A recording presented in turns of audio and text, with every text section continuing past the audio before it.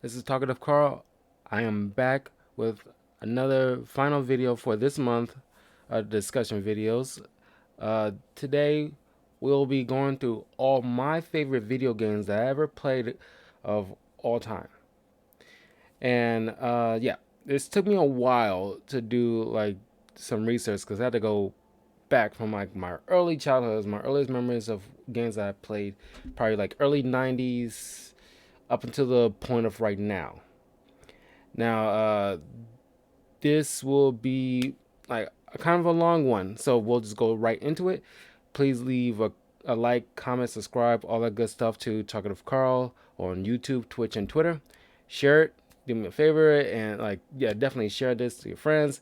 And comment below if you have a favorite video game that you enjoy. Like you can put multiple names of games that you enjoyed above all else, or maybe you just have one particular game. That's great.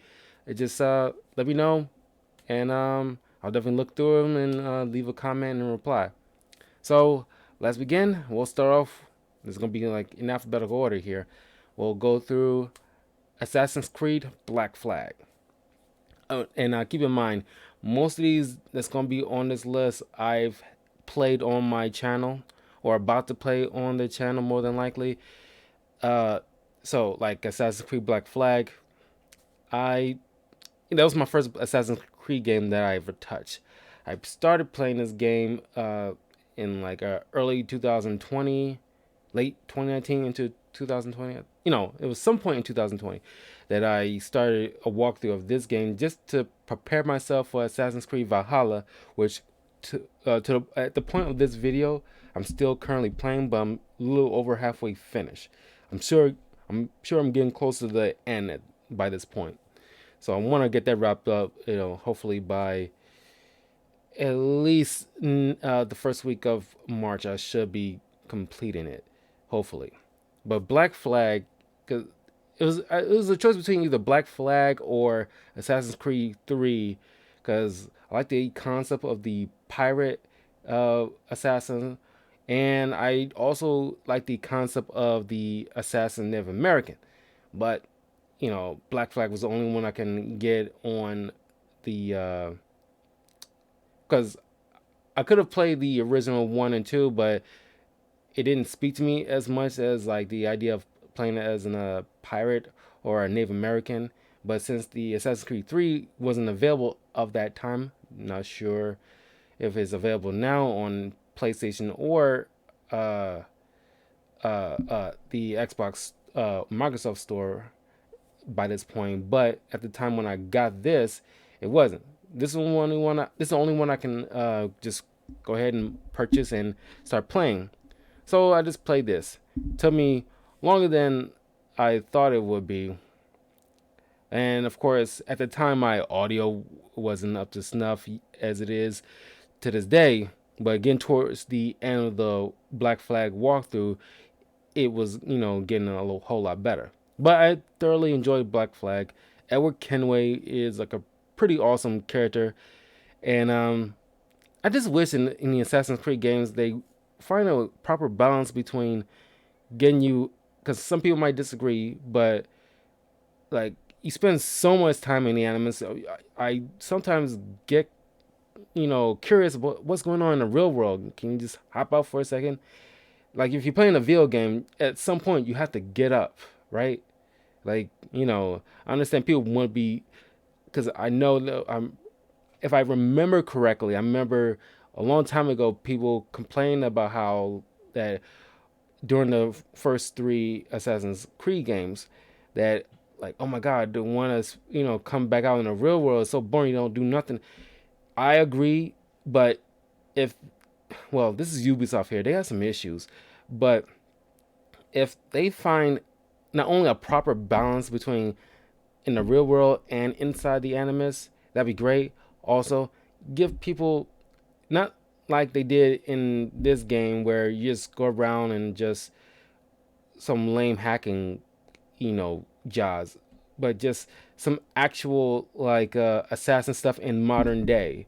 And speaking of which, I want a modern day assassins. Like I'm pretty sure that there'll be a cool Assassin's Creed game, not you hopping into the past or anything. You can just be in the modern times and be an assassin in the real world. I can see definite benefits of that. But let me know what you guys think about the subject.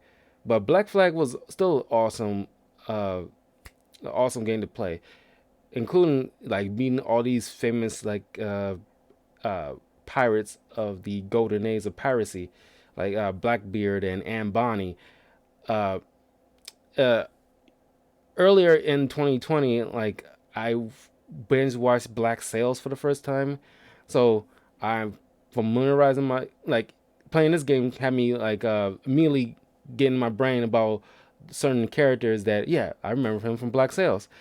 But Black Sails is a great TV show by the way. But I did not know of the time when I wrapped up Black Sails that it was a prequel to Treasure Island, which you know, I was listening to on Audible, and it was a great story. But Treasure Planet, if you remember the Disney movie Treasure Planet, it's on Disney Plus, by the way. Uh, yeah, it was like a, you know, it was like that was my Treasure Island in a way, but just like a Disney-fied version of it. But yeah, I don't know the Treasure Island, or was connected in any way to Black Sails. At least Black Sails was like a prequel to Treasure Island. But it's a great game.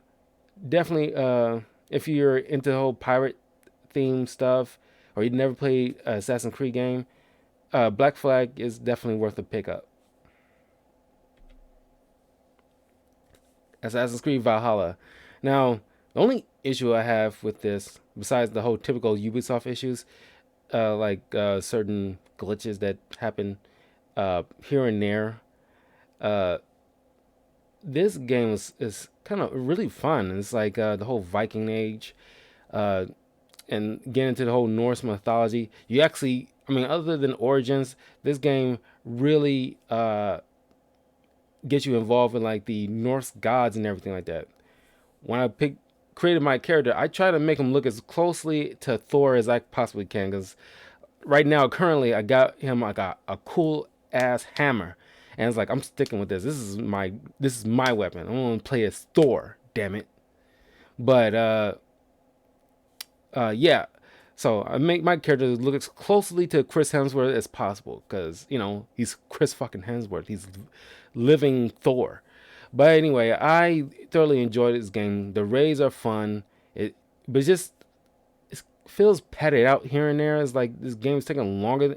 Just like with Black Flag, it's taking longer than necessary for this game to wrap up. But I'm getting close to the end at this point. But I want to get it wrapped up by some point at the beginning of March so I can start some new walkthroughs.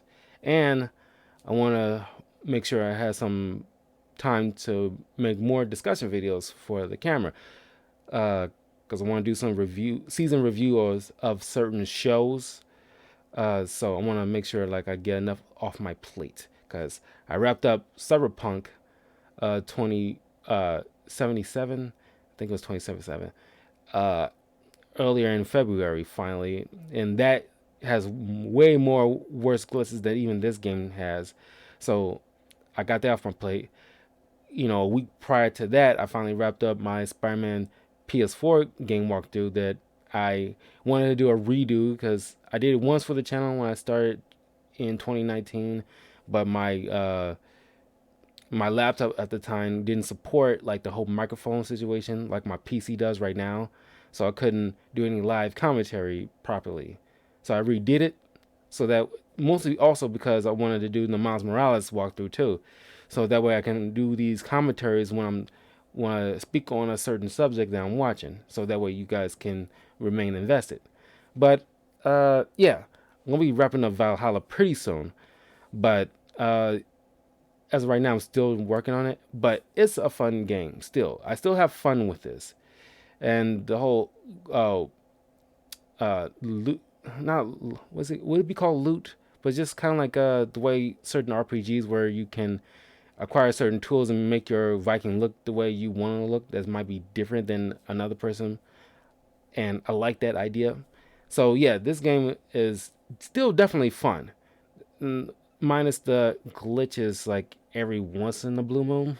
But uh, if you watch my walkthrough of this game, which is currently on my YouTube channel, same name, Talkative Karl, you'll hear me mention about what issues I have with this because when it comes up, I mention it there. But we'll move on to the next game, the Batman Arkham series. Now I have all of the Arkham games on, all the walkthroughs of each Arkham game on my channel, so you can watch them all, and they're absolutely fun. Now, uh, most of these my audio at the time wasn't up to snuff for the most part, but you'll definitely get a thrill. I definitely got a thrill out of playing these games again. I love all these Arkham games. They did not now Arkham Asylum. Looking back on it, the controls were kind of tanky, and I then remember how when they start bringing in Arkham City, the fluidity of the motions when you do the combat, hand-to-hand combat, flows so well, and it's just like wow, it was like a huge step up from the original game up until the second. But each one, there's like a slight step up, and a lot of people give like Arkham Origins, like not a lot of people, but there's like a fair bit of people give Arkham Origins crap. But I love Arkham Origins. Honestly, I think it's like a slightly better game than Arkham Asylum. But all these Arkham games are still fun, and the villains are amazing. They offer so much to the world. It builds so much of the character, build up so much of the character and the sidekicks that are involved. Arkham Knight is great too. I don't like the jump scares in Arkham Knight. I can do without that crap because it bugs the crap out of me. I don't like jump scares. But yeah, all these games are fantastic. And like I know they're coming out with Gotham Knights, which I'm definitely looking forward to. When I get that game, I want to play it on the Xbox Series S. I'm still waiting to get that system. Just like I'm still waiting to get the PS5 digital edition, because by the time I get that game, I want to get it at the same time as Horizon Zero Dawn 2, or if the God of War Ragnarok comes out first. One or the other, whichever one comes out first, is when I get the PS5 digital edition. So I want to have those new consoles up and ready by the time those games come out, which probably be at the end of the year, or they might be coming out next year. Also, the Suicide Squad game, which is from what I've been told by some of the developers from those interviews, they all supposed to set in the Arkham world, but don't think it was necessary. It could be in their own little separate thing, but everybody's doing the shared universe thing, so whatever. But yeah, this game is awesome. If you haven't played any of the Arkham games, I highly encourage you to definitely give them a try. I want to do all four in the channel, like because I still have all four of the games, and I play them all in order, roughly in order. I think I did play Origins first, then play Asylum, yeah, and then City. Then I wrapped up with Arkham Knight. So you can check out all of my walkthroughs of each of these Batman games on my channel if you want to give a look see. And the Batman the Telltale series, I did a walkthrough of this too, and I typically do not like quick time events, to be perfectly honest with you, and I really am not that much of a fan of the Telltale stuff. But I was very interested in playing the Batman Telltale series. It was when I did the walkthrough on my channel. I That was my second time playing this game. So the first time I played it, it was solid. It was pretty fun. I might play this sequel to this probably this Halloween because every October I want to do like a theme for a game. um, so I want to maintain that. So I will play maybe the sequel to the Telltale series this October. But Yeah, if you want to see my complete walkthrough of the Batman Telltale series, check out on my channel. But this game is awesome. I thoroughly enjoy a lot of the Batman games. I'm pretty sure everybody involved who does a Batman thing game, they put a lot into it, at least some effort into it, because it's a Batman game.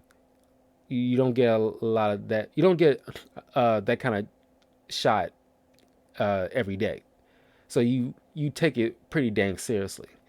And this one, I mean, they even did a comic based off the Telltale series, which, you know, I checked out. I probably want to get back and read the rest of it because I stopped after a certain point. But from what I remember, it was pretty good.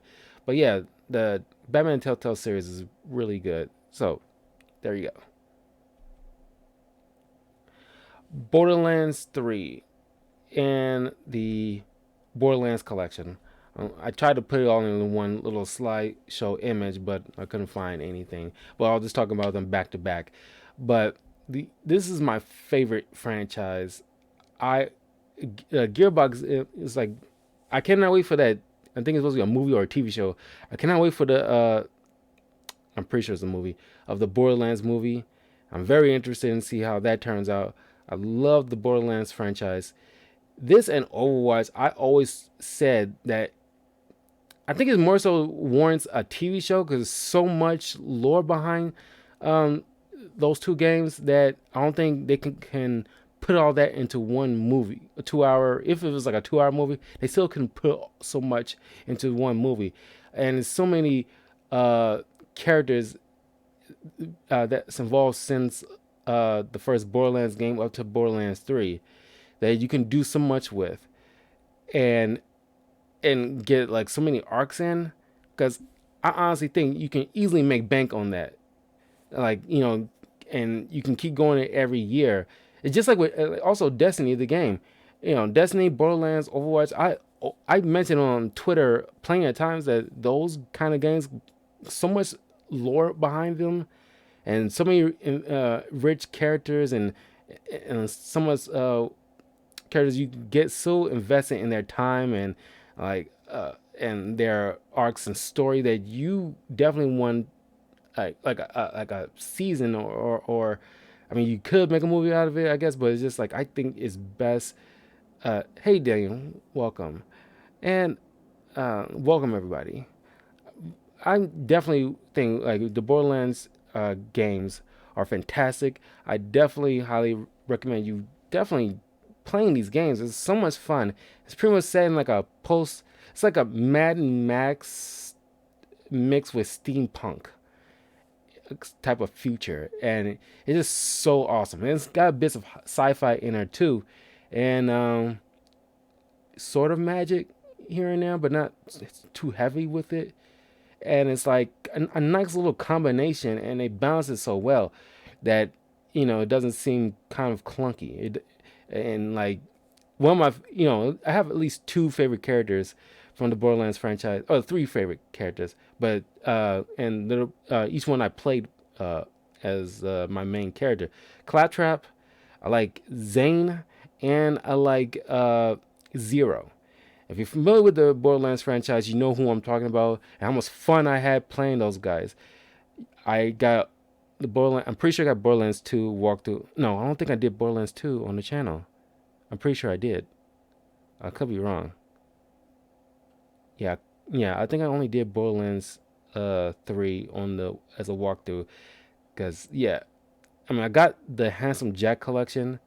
I could easily do a walkthrough for Borderlands 2, but I'm going to have to think about it because I got so much other stuff I got to take care of. I don't want to overwhelm myself.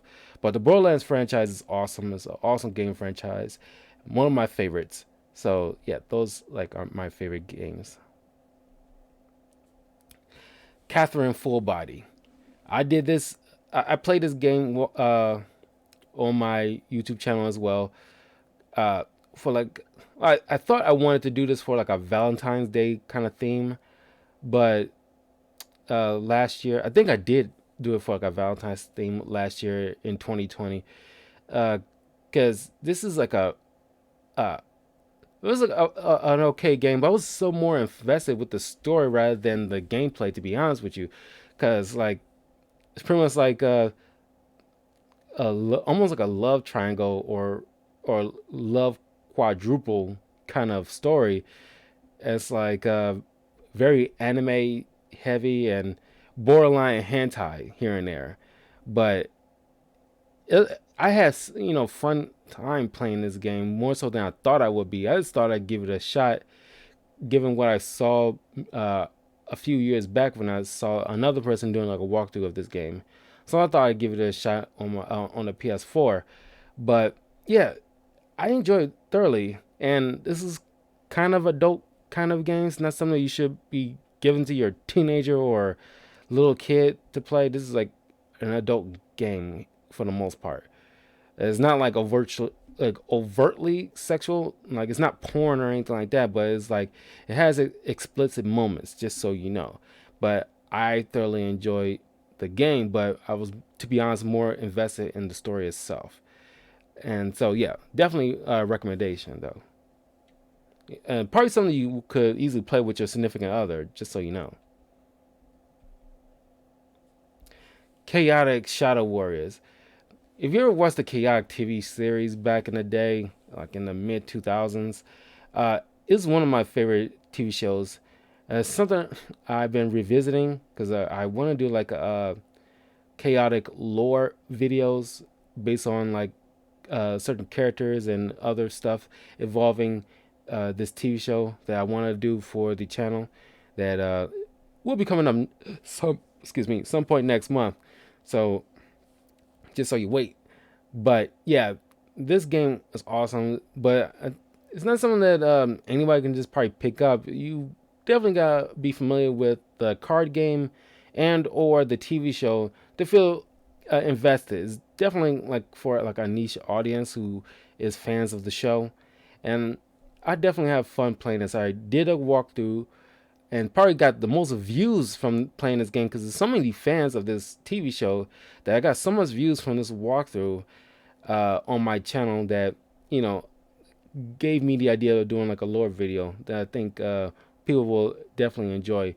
But definitely, I highly recommend you check out Chaos, the TV series. It's free on the YouTube. On YouTube, it's only like they only did 4 seasons. Uh, you can watch them all the episodes for free on YouTube, or you can uh, look up online to look at the episodes because I think there's like a couple of episodes missing here and there from YouTube, but you can watch the complete series on if you look it up on the internet and watch them all. No muss, no fuss, and then you could probably feel more inclined to try to uh, purchase the Chaotic Shadow Warriors. Is it's not like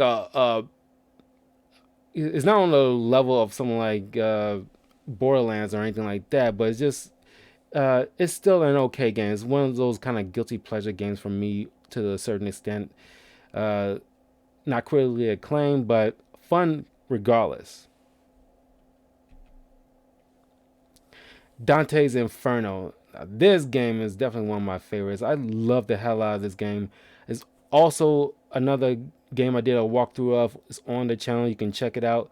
But uh, it's pretty much like a different telling of the Divine Comedy, which is one of my favorite stories that I love growing up. As you know, because uh, favorite books that I've read in my youth, the Divine Comedy, uh, Alice in Wonderland, Edgar Allan Poe stories, and Sherlock Holmes stories.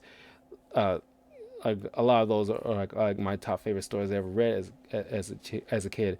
But Dante's Inferno is pretty much instead of well, you get if you don't know about Divine Comedy, it's pretty much like a poet in history named Dante Alighieri, who's in actual history he was a poet, but in this game they put him as a knight of the Crusades, which around his time in actual history run the same time frame, so they can easily get away with that. So yeah, So they kind of like an alternate history where he chose being recruited as a warrior, a soldier of God in a sense, instead of pursuing his passion as a poet.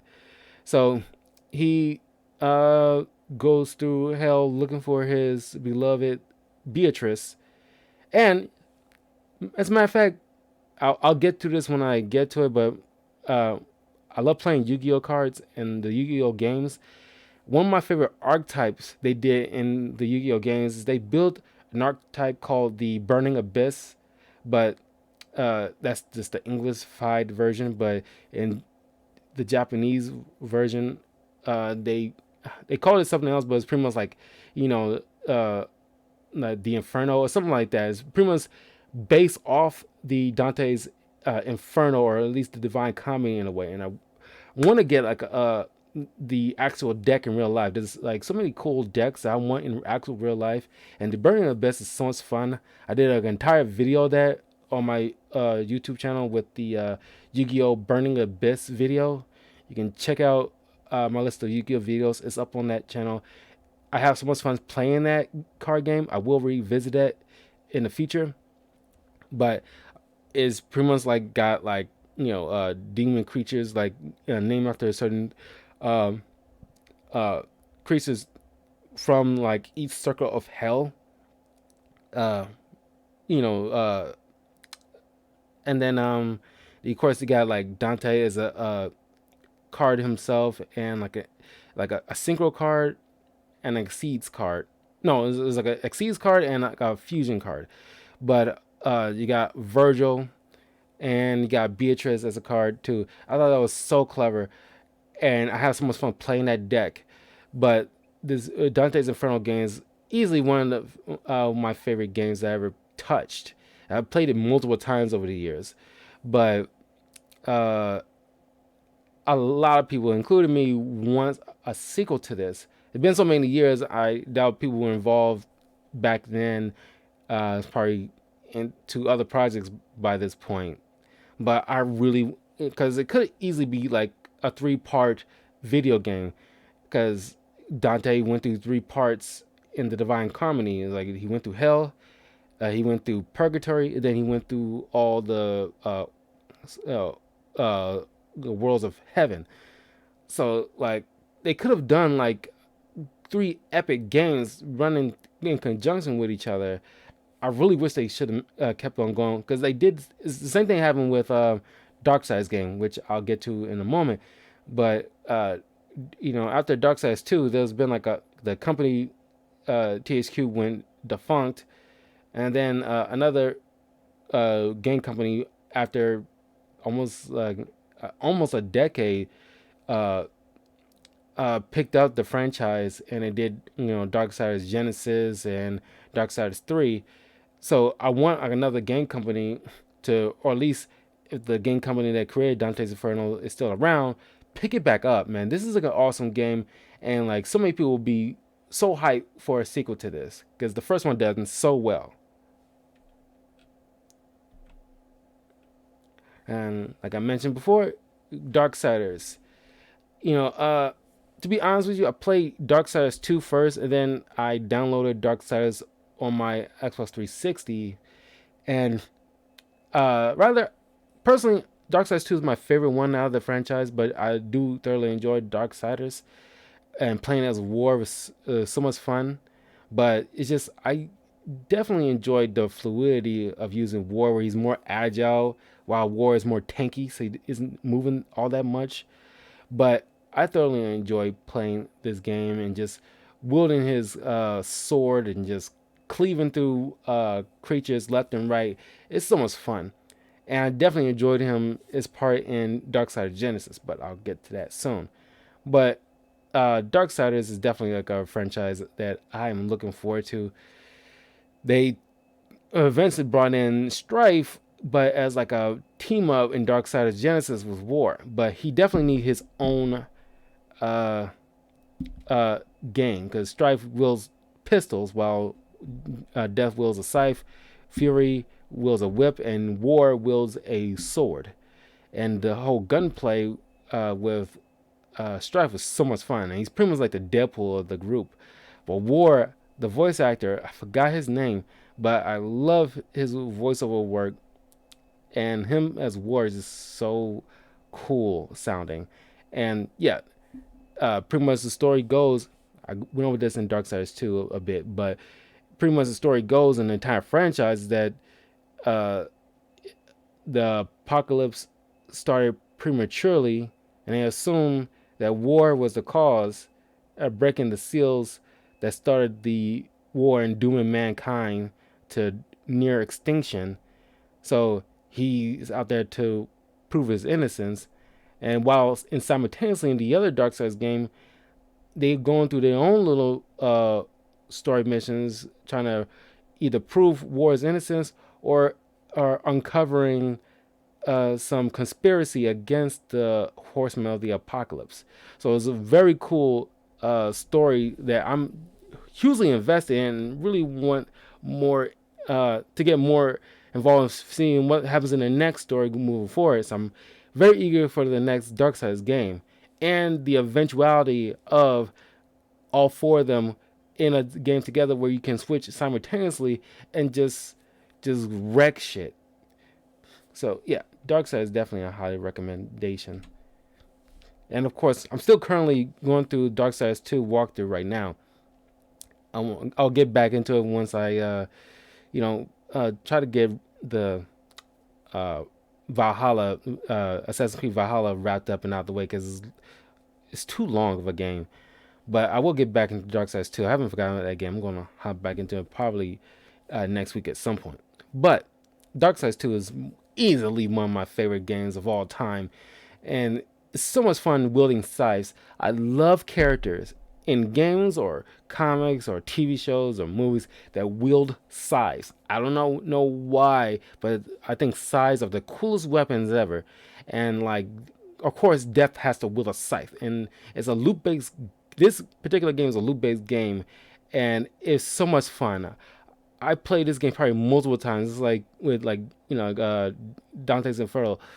Uh, it's the kind of game I played multiple times over the years. It's so much fun to just get back into, to the point where like I know certain things like the back of my hand for the most part. Other times I might need like a once I get into it, I remember in the middle of it. But I love the voice actor for Death. So much fun. My favorite character. It's probably as right behind from Devil May Cry. Death could easily be one of my favorite video game characters. He's so much cool to watch and just play through. But this game is so much fun, and like he's just OP as hell. But yeah, so much fun. And a lot of people agree this is probably the best Darksiders game out of the entire franchise, easily. Then Darksiders Genesis, which I also played walkthrough on my channel, so you can easily check it out. But I put it on the list still because I enjoy playing as Strife a lot, and I love the camaraderie and banter between him and War. And this is probably like a prelude of, I guess it's kind of like testing grounds when this game came out, of how it would be trying to test the waters of putting multiple horsemen together and see how it works. It's still fun. I wish it would be more. It wasn't helpful with certain tasks that need to be done. It wasn't, certain tasks wasn't clear on how to traverse certain areas or puzzles that need to be solved. Like sometimes it just wasn't very clear on. Uh, but it's still some fun elements in it that I still it nearly got made it. It nearly made it onto the list.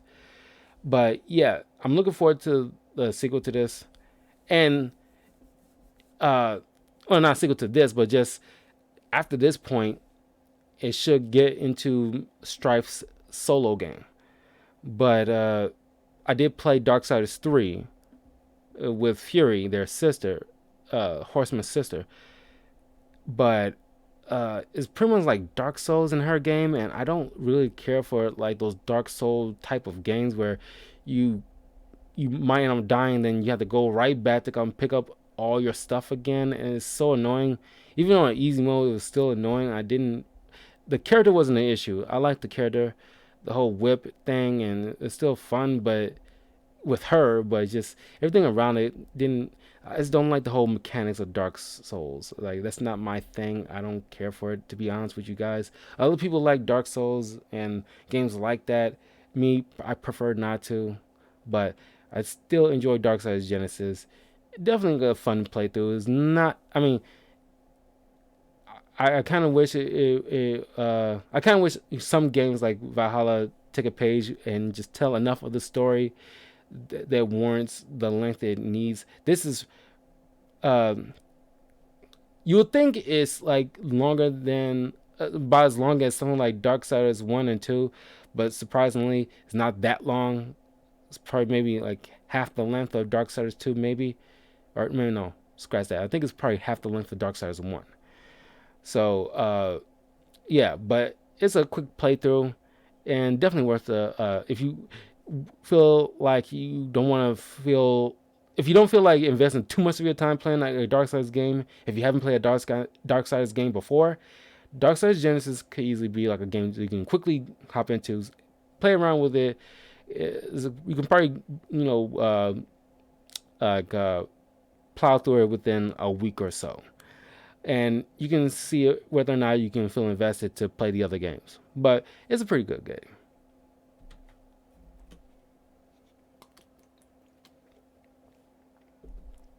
Dead Rising 3. Now, this is the first game I got when I first purchased my Xbox One back in the day. It's one of those console exclusive games that come out when the new console comes out. This is my first Dead Rising game that I ever played, and I honestly think it's way better than any one that I've seen previously. Because I never touched a Dead Rising game. I wasn't that invested in playing any Dead Rising game, but I figured this one I gave it a shot. I don't know if I ever will do like a walkthrough because I still have it on my Xbox. I just have to reinstall it, but I'm not sure about. Uh, Maybe I'll do a walkthrough of this. Maybe like this Halloween or something like that. I can do like because I want to do like a zombie game. I thought about doing like Resident Evil 4 walkthrough last October, but the controls were so crappy, man. Because not exactly what I remember playing it like before. It was hard to control, and I couldn't adjust it any kind of way, so I just ignored it. But I wanted to do like a zombie game at some point, so I figure maybe Dead Rising 3 I can easily revisit it for this October.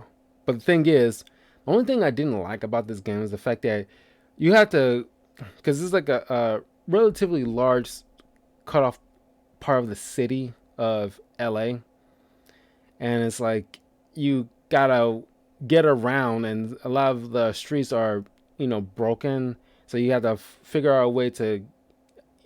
Because I'm pretty sure there's a fast travel mechanic, but even still, there's like certain activities where you need to have like to actually drive to a certain objective, and you got to be careful not to those kind of games. You got to be careful not to ruin the car too much, damage the car too much when you're getting to point A to point B, that kind of thing. I usually don't like that stuff in the game. It's that sticks in my mind when I remember this game.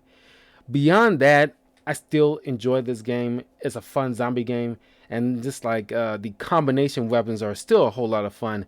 And this particular game, no, it was Dead Rising 2. I think it was the first time they did like a combination vehicle, but I think they perfected it in Darksiders. I mean, I'm about to say Darksiders, Dead Rising 3. But you know, I remember it still being fun, and I might revisit it at some point in the future, maybe in Halloween for like a Halloween theme kind of walkthrough. But I thoroughly enjoyed this game.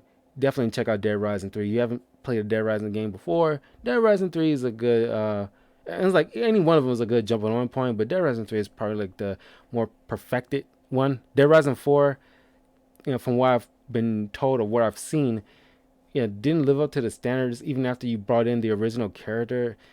It didn't live up to the uh, hype that people thought it would have been. But I think Dead Rising 3 is probably the best out of the four. Just my opinion. Deadliest Warrior game, part one and two.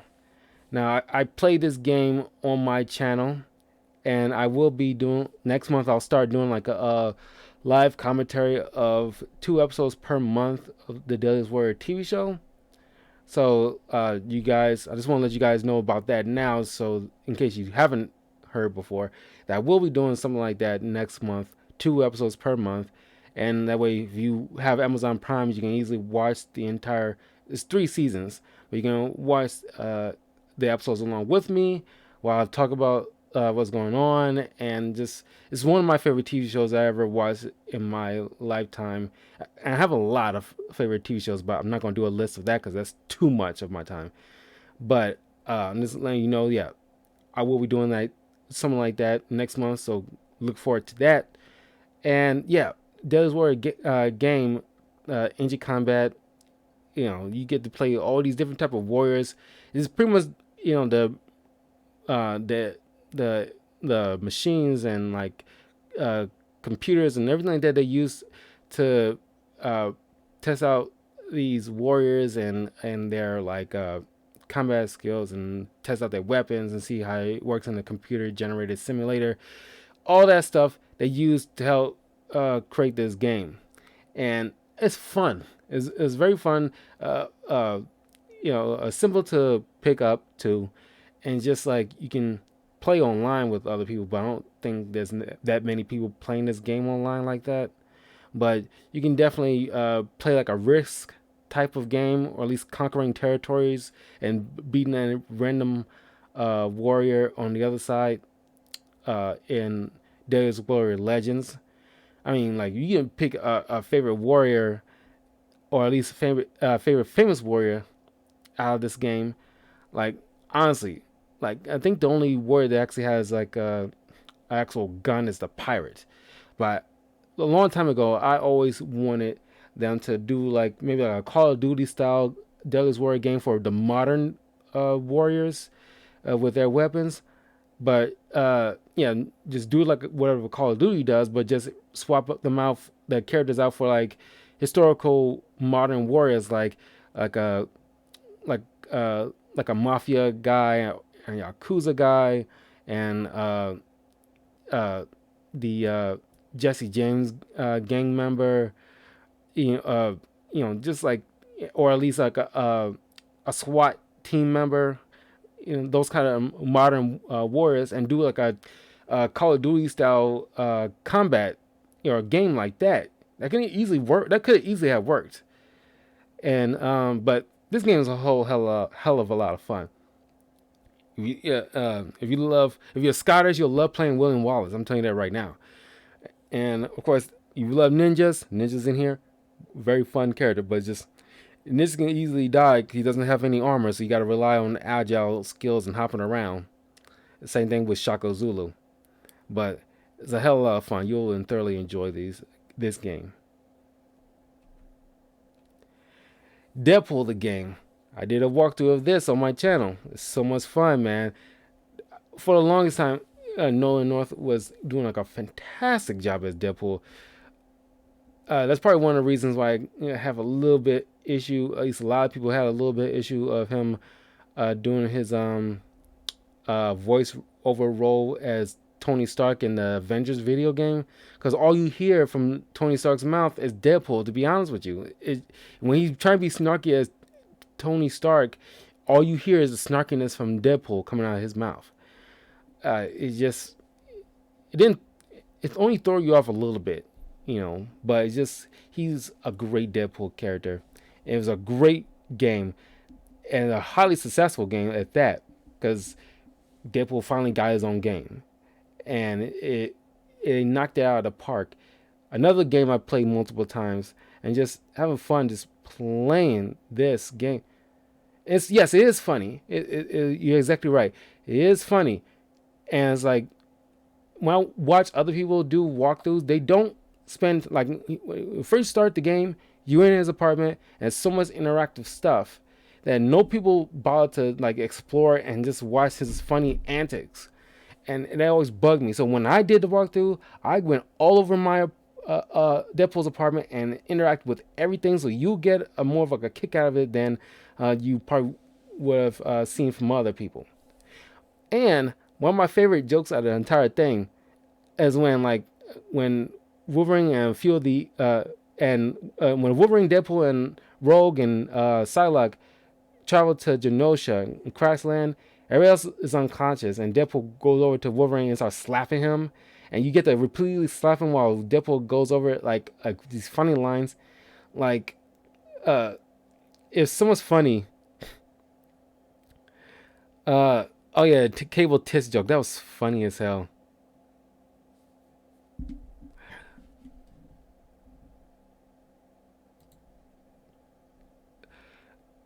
Uh, but one that always stuck on my mind that I always thought was probably the most funniest one is just like, at least one of the funniest ones, is that he kept slapping Wolverine and saying like, you know, uh, uh, God, I was like, uh, that's what's not taking us to the prom. That's what making me love you. That's what making me hate you. And it's like you just like he keeps slapping. He keeps saying funny things. I can't remember the entire thing, but you definitely watched my walkthrough of that on my channel. Uh, you'll understand. You'll thoroughly enjoy it. It's just like hilarious. I love Deadpool. He's one of my favorite heroes. It's just he pretty much like the like a bastard child of Spider-Man and Wolverine, pretty much. And it's just like he's funny as hell. And I love Deadpool. I love funny characters. That's why I love Spider-Man and Deadpool, because they're funny characters, and I thoroughly enjoy things like that. Destiny, like Destiny game is, when the first Destiny game came out, I was thoroughly invested in like just this futuristic type of sci-fi game that is so much lore involved in this that you definitely feeling super invested in, and it's like the people involved in creating this game, they put a lot of investment in not only like certain characters and alien species, but some of the rare weapons that you acquire. That Because at first, the first Destiny game, when you acquire certain weapons, they you get some kind of document or something like that, and you have to read through all that stuff just to find out about this lore about the weapon. Nobody wanted to do it at first, or at least spend time trying to go through all that. So in the sequel, they kind of changed all that. I'm pretty sure there was more. They did something I can't recall, but they changed all that so you don't have to go through all that stuff to figure it all. No, scratch that.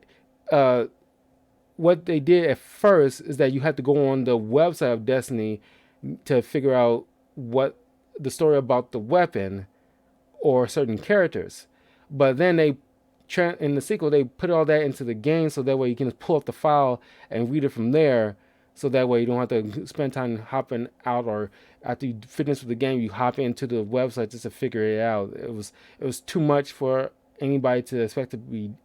It's too much for people to think they was going to do all that. So obviously they corrected it. But the game is so much fun. Like I mentioned with Overwatch and Borderlands, this could easily be a TV show if they wanted to be. If they, you know, uh, get some actors and just like set in like a futuristic, because it's pretty much like a futuristic of our set in the future of our solar system. That you don't branch out of the galaxy, you just like transfer. You travel uh, to like the moon of a planet, or to like somewhere like Mercury or whatever like that, and just you fight these different kind of like events or arcs of the game. You deal with different foes that threaten like the population of the and not even Earth. I mean like humanity for the most part. Uh, Moved in the future. I mean, they go over everything in the first Destiny game. If you look it up, you can easily look it up on YouTube. Now go through the entirety of like how like Destiny 1 started, where it ended, and same thing with Destiny 2. And like it's been, and this game's been out for like at least like a good 4 or 5 years. Like I'm pretty sure at least a good 5 years, and it went through so much time and different lores and stories, and they keep adding in new events and story that you. That's why I hopped back to into it uh, last year, in the end of last year. I hopped back into Destiny. I probably should get back into it because I haven't even finished that little campaign. I stopped after a few weeks, so I want to get back into it eventually. But it was I usually don't like overwhelm myself because like some games get left on the back burner like this game was. But I will hop back into Destiny 2. But it's still fun. It's a fun ass game, especially if you love sci-fi stuff. So if you do, definitely check out Destiny game. And the online match is is a hell of a lot of fun too. Just doing online matches with other people around the world, and just or with your own people and teammates that you can communicate with, and do certain missions or play online with others. It's a hell of a lot of fun.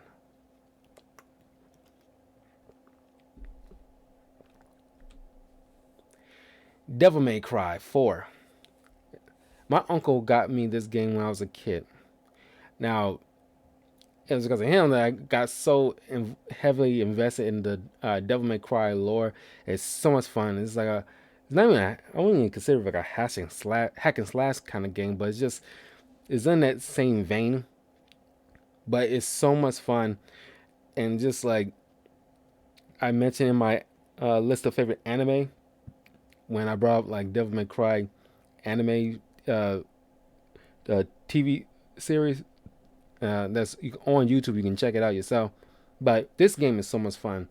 It's the reason why I hold Dante as my favorite character, video game character of all time, in so high regards because he was so cool. I went dressed as him uh, 2 years ago for Halloween because even with the silver wig, I went all out. The only thing I couldn't do was like get any fake guns or swords because around that time the whole situation with of that time of that year, people was dealing with a lot of school shootings and blah blah blah, and that you know I didn't want to play like that, because like all these kids shooting up the schools because little Tammy didn't want to go to prom with them, kind of ruined that kind of thing for the rest of us who's just going out like like E3 or different cons or Halloween, and they bring in like fake swords and fake guns, and like people might get nervous. So that year, I opted out of getting any sword or gun just to match the costume, but I still had like an awesome outfit. I got the trench coat and everything. It was so much. It's so cool. But this game was I thoroughly enjoyed. I still have it. I didn't do a walkthrough of this on the channel, but I did with uh, DMC5, which I will get into in a minute. But also, when they brought in the special edition to include Virgil and things of his perspective. Virgil, man, is so one of the most OP edgelord characters in video games. I swear. If you ever played Marvel vs. Capcom, you know what I'm talking about because Virgil is just like too damn OP. He's just like he's the Vegeta of this game, definitely. But yeah, Devil May Cry 4 is an awesome game. A lot of people enjoy Devil May Cry as a whole, and they have like little recommendations. I definitely recommend Devil May Cry 4, but I think Devil May Cry 3 was the worst one for a lot of people. I can't remember if it was 2 or 3. I'm pretty sure it was 3 that was the worst one. But if you're interested in trying out Devil May Cry, I recommend maybe Devil May Cry 4 if you want to. But if you want to get the full understanding of the lore behind everybody, start off with Devil May Cry 1, work your way up to 5. You might had already played 5, but definitely try out the previous Devil May Cry games. You can skip 3 if you want to, but yeah, at least play Devil May Cry 1. Of course, Devil May Cry 5, awesome theme song. I gotta tell you right now, as soon as they showed this off in, I'm pretty sure it was E3, or no, it wasn't E3. It was one of the Game Awards shows when they had the band who did the soundtrack to this game come out with uh, the Devil Trigger song. Man, oh man, it was so raw. I mean, it's like it got you hyped for this game, and I thoroughly enjoyed the characters involved in this, the atmosphere. It was so much fun. I will revisit this game because I did the Virgil DLC campaign, and I want to go back into the main campaign because once again, my audio quality when I first did it wasn't that good, but now my audio quality is better. I can go back into it and play through the campaign, the main campaign again, and just just play it again. Cause like I played Devil May Cry 4 multiple times growing up, and obviously I have a hell of a time playing that game, just like I had a hell of a time playing this. Nico, the character Nico, is my anime bae. I swear she is fine as hell. If you look her up, you'll see why. Nico from Devil May Cry, she got that. When I went to the C2E2 comic book convention in Chicago, downtown Chicago, McCormick Place, uh, I bumped into this girl who was with, I guess, her guy. She came dressed as Nico, and like, oh my god, it's like oh my god, like part of me wanted to ask her out right and there. And I was like then and there because she was like so fine, like but like Nico in the game is like beautiful. She got that like most of the time I don't like sassy kind of characters because they kind of been played like a caricature, but she does it so well. And it's like she's a mechanic and kind of that like tomboyish attitude, but she's fine as hell. But it's like it's definitely a video game waifu of mine. But yeah, Devil May Cry is just like an amazing continuation of the story. We've been waiting for this for a very very long time since Devil May Cry 4, and they did their damn thing with this, and they definitely put their foot into it, and it turned out fantastic. Hey Bazooka, how you been, man? Yeah, just going over some my favorite video games I ever played. So yeah, definitely Devil May Cry 5 is definitely a highly recommendation. Dragon Ball Z Fighters. I hop into this every once in a while, but man, I every time I do, I remind myself how much I love this game, because my best characters is easily like uh at least Super Saiyan Goku, uh uh uh the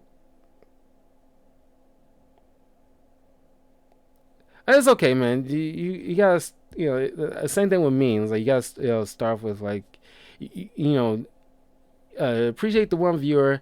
Over time, it builds up. I'm in the same boat, so you don't feel bad.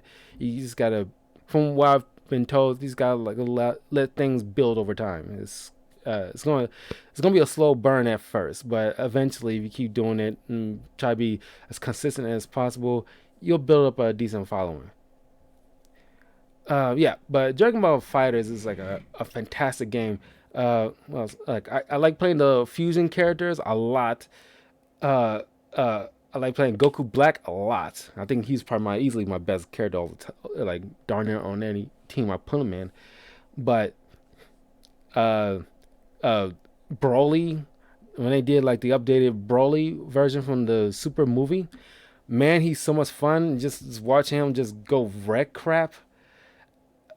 Yes, man, every once in a while I'll get back into playing some Dragon Ball Fighters for at least 30 to 40 minutes of gameplay here and there, but I might get back into it just like I will get back into Mortal Kombat 11 because I want to get ready for just because I'm so hyped for that movie to come out.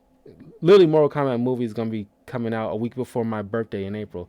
So, like, I want to be in that mindset. But I want to get back to Dragon Ball Fighters again because I know they brought out at least a couple of new characters. I got to check that out. But this is so much fun. This is like the best, easily the best Dragon Ball game that's ever been created of all time because they really got so much characters from Dragon Ball to Dragon Ball Super they put in, and it's just like you gotta pay for the extra characters. If you have, I mean, by this point, yeah, you do. But when you first got the game, if you pre-ordered it or got like a, you know, deluxe edition, like you get certain characters for free. But by this point, the game's been out for so long. Like any new characters they put out now, you gotta pay for at least somewhere between $3 to $5 per character, more than likely. But it's definitely worth it. I mean, like if you get like a decent roster. The only thing I didn't buy that I probably should eventually buy is Kid GT Goku.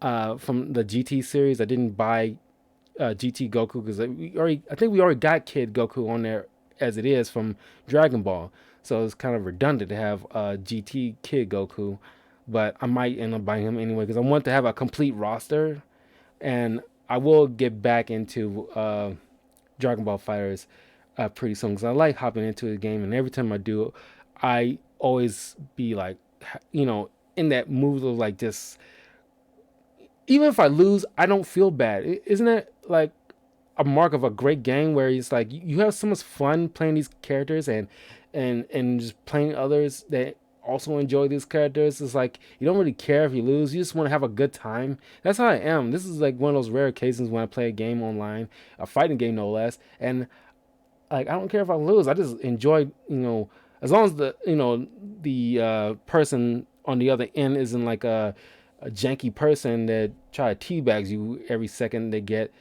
Oh yeah, the finishers are. Thank you for reminding me. The finishers are amazing, but like I think my favorite one is when like you Kamehameha like goes out in the atmosphere and it's like destructive finish, and it's like that. I still get a kick out of that. I love watching that. This is like an awesome game. If you're a fan of Dragon Ball Z, definitely play this game, and if it fulfills all your Dragon Ball needs, honestly, the campaign is so, but but everything else is way more fun. I don't even think I even finished the campaign of Dragon Ball Fighters, uh, because it was just like I said, it was meh. But everything else was so much fun. This game is a hell of a lot of fun though. Duel Masters, just like in my list of favorite anime, Duel Masters came out around the same time as the anime was still showing, and the TV show is still a hell of a lot of fun. And I like I said before, yesterday on my previous video, that I will revisit this anime and do like a season review of this at some point in the future. I wanted to make a list of at least a few shows that I will be doing like season reviews of per month. So yeah, Duel Masters, like if you love card games and you remember, and this is how old it is because you got Game Boy Advance game. It was like one of those classic handheld games back in the day. Uh, this was like a hell of a lot of fun playing, and it's the only Duel Masters game that I ever purchased. But I love watching the anime. It was a great show, but this game is great. But it's more very a niche audience who's only familiar with the show can understand how great this game is. Okay, Final Fantasy X. Now, Final Fantasy X, 7 Remake, and Final Fantasy 15 are my top favorite Final Fantasy games I ever played ever. Now, I didn't finish this, however, because I forgot what happened back in the day. Uh, no, yeah, it's just like because at the time like walkthroughs wasn't a thing on because I don't know if it was YouTube was just starting or wasn't around at the time yet. So I couldn't figure out how to do certain things. So it's because this was technically my first Final Fantasy game that I ever owned in my life, and I couldn't figure out like how like the whole level up system because it's kind of confusing to me at the time, and I didn't know how to do like these like RPG games that well because I was too young to understand. So I couldn't finish the entire thing, but I want to revisit this for my channel because I already played Final Fantasy 15 walkthrough on my channel, which is up, and I always already completed Final Fantasy 7 remake that's on my channel that is up. So I feel that it will be a good idea, probably some point this year, to do a walkthrough of Final Fantasy X for my YouTube channel. So that way I have all my just like with my Batman Arkham games, I completed all the Arkham games for the walkthroughs for those on my channel. I think it's necessary to play Final Fantasy X to round out all my favorite Final Fantasy games I ever played on my channel. And this game is awesome.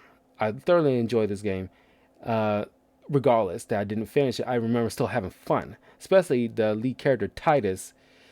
I eventually watched a long time ago the complete walkthrough of this game, so I know how it ends. But I'm not going to spoil it in case you don't know. But I will revisit this myself and start posting it on my YouTube channel some point this year. But I remember thoroughly enjoying this game. Final Fantasy 15. You talking about something that I thoroughly enjoy. I played this game at least 3 times. It was that much fun. And just I love games with replayability. You know what I mean? And these four working in conjunction is like it's just like it satisfies all the every need that I wanted from a Final Fantasy game. Like I love each of these characters, especially I even love it so much because like I download like all the DLCs involving in this, so that way I can get an understanding. Because there's like throughout the game, each one of your team members branches off to do a particular task, and they come back later, and the DLCs covers what they've been doing off, and it's like and they come back, they're a bit more powerful than they were before, and it was so much fun. Uh, like I love the character. I'm blanking on his dang name because I can't believe I remember his thing. It starts. I know it should start with an N, shouldn't it? Hold on, let me look this up because it's gonna bug me. Uh,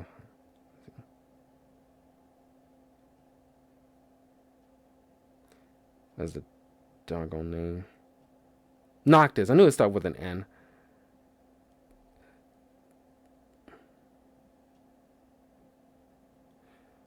Yeah, Noctis and his team members: Noctis, Prompto, Ignis, and Gladius. All four of these guys are just awesome characters, and I thoroughly enjoyed each of their stories.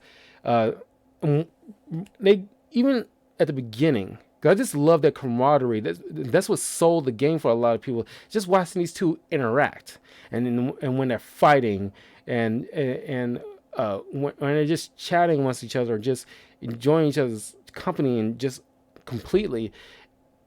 Personally, I think like the ending was kind of a downer. I wish it was more of like a happier ending, but I still thoroughly enjoyed this whole complete story arc with all these four, and each one of them got like a quirk that was kind of unique in Final Fantasy, and that like Noctis loves fishing, Prompto loves taking pictures, being a photographer. Gladius loves camping, and Agnes loves cooking, and they all had a little thing, and they, it's just like just the whole interaction is just phenomenal. Great storytelling, and right at the beginning, you get a sense of their character right out the gate. As soon as they at the beginning, they're pushing their car that was out of gas, and you hear "Stand By Me" playing in the background as they push in their car, and it's just like it immediately draws you into the story. And I thoroughly enjoyed this game, and like it's amazing. I can't praise it any higher than I am already am. So yeah, definitely try out Final Fantasy 15. Give it a shot. I promise you will enjoy it. Final Fantasy 7 remake. I was looking forward to this. I was thoroughly. Let me fix this here. I was thoroughly looking forward to this game for a very long time because it felt like a very long time since uh, uh, this game was first announced, and it seemed like it was taking forever to come out. But when it finally came out, it did gangbusters. I might no, like it was still a long game because Final Fantasy games are long. But when I play this game, which is on the channel right now, man, oh man, how I loved it. I loved it. I cannot wait for the sequel to this because the original Final Fantasy VII is still critically acclaimed. Probably easily considered one of the best video games of all time. Period. The music, the characters, everything was pitch perfect. My God, they did not skimp on anything. And it's like, obviously they're gonna have to be doing it in 3 parts more than likely because the original was in 3 parts because it's so large. Uh, I think it was the largest Final Fantasy game uh, out there of the time, and I don't. I could be mistaken, but I'm pretty sure there's no other Final Fantasy game. Maybe there is one other that came into multiple parts, but I do definitely recall Final Fantasy VII was in 3 parts, and I'm pretty sure they're gonna do the exact same thing for Final Fantasy VII remake and make it into 2 other parts, which I'm all for. And Obviously, they introduced a brand new character towards the end that you're familiar with, but you didn't play, or at least be able to play as him like the others. So they're gonna fill that role in the second parter, and there's other characters that will come into play obviously in the second parter, and I'm definitely looking forward to. So yeah, if you haven't played Final Fantasy VII Remake, I definitely recommend you hopping into this, uh, and you'll love the characters, you'll love the music, you'll definitely be highly invested in everything. Now, I don't want to spoil anything. They do kind of touch on the original Final Fantasy VII story, and it's kind of like uh, they kind of touch on it, and they're doing this cool thing where it's kind of like with the X-Men franchise, how they had to do like a reboot, soft reboot kind of thing, and I think they kind of touching on this a little bit with the remake, like a soft reboot. They're kind of touching on that. That's why I'm thoroughly invested. It's not like a same old retelling. This is something that they're doing that's brand new. That's kind of like tweaking it, and I'm loving it. Fire Emblem Awakening. I love Final Fire Emblem games, but I didn't play them all. There's only a few games that I did play. This is the only one I played on the Nintendo 3DS, and I remember thoroughly having fun, especially when they did the whole. It's usually this game is the only one I think I ever enjoy trying to get certain characters involved in another character that I personally think should be matched up, and they of course have kids and they have a combination of both their parents' skillful abilities. But this game is so much fun. Uh, I love the franchise, but Fire Emblem Awakening was like a fun game. I remember like a few parts of this, but it's usually this like the quick turn in the middle or towards the end that kind of stuck out for me. But Fire Emblem Awakening is like a great handheld game that was still fun to me. Then of course, Path of Radiance. This was a GameCube game. Now, I didn't understand Fire Emblem. This is the first Fire Emblem game that I played because I didn't hear about Fire Emblem before this. My stepmother, when I was a kid, my stepmother got this game for me. Pretty sure it was for Christmas. Now, in the back of my mind, I'm gonna be real with you. Like, I was a little frustrated because like you giving me this game that I haven't even heard of before. But I popped it in, gave it a shot. Man, I was blown away. It's one of those rare moments when you get some rando gift from somebody that you don't understand, but somehow you end up loving it that you didn't think you would. It's very rare. I don't want to say that that happens often for people, but I think it's more rare that people would actually thoroughly enjoy something that was a a gift that was out of the blue that they never asked for that kind of turns out well in the end. And this is that kind of gift for me. And it was so much fun that, I loved everything in it. You know, I don't think I replayed it, but I definitely finished the entire game. It's one of my favorite GameCube games. I really wish they bring back certain game. No, scratch that. I'm pretty sure there's certain GameCube games that they repackaged to fit the Nintendo Switch. But I remember enjoying Path of Radiance. It was so much fun. Then, of course, Fire Emblem Three Houses. I played this game. I don't think I ever finished it technically. I was like darn near, at the end, but I didn't finish it. But I will definitely come back to this, and I was pondering whether or not to come back to this because it's such a long game. But I figure maybe some point getting towards the summertime, I'll do like a walkthrough of this when I don't have other stuff on my plate. Because I want to get back to playing some Nintendo Switch games again.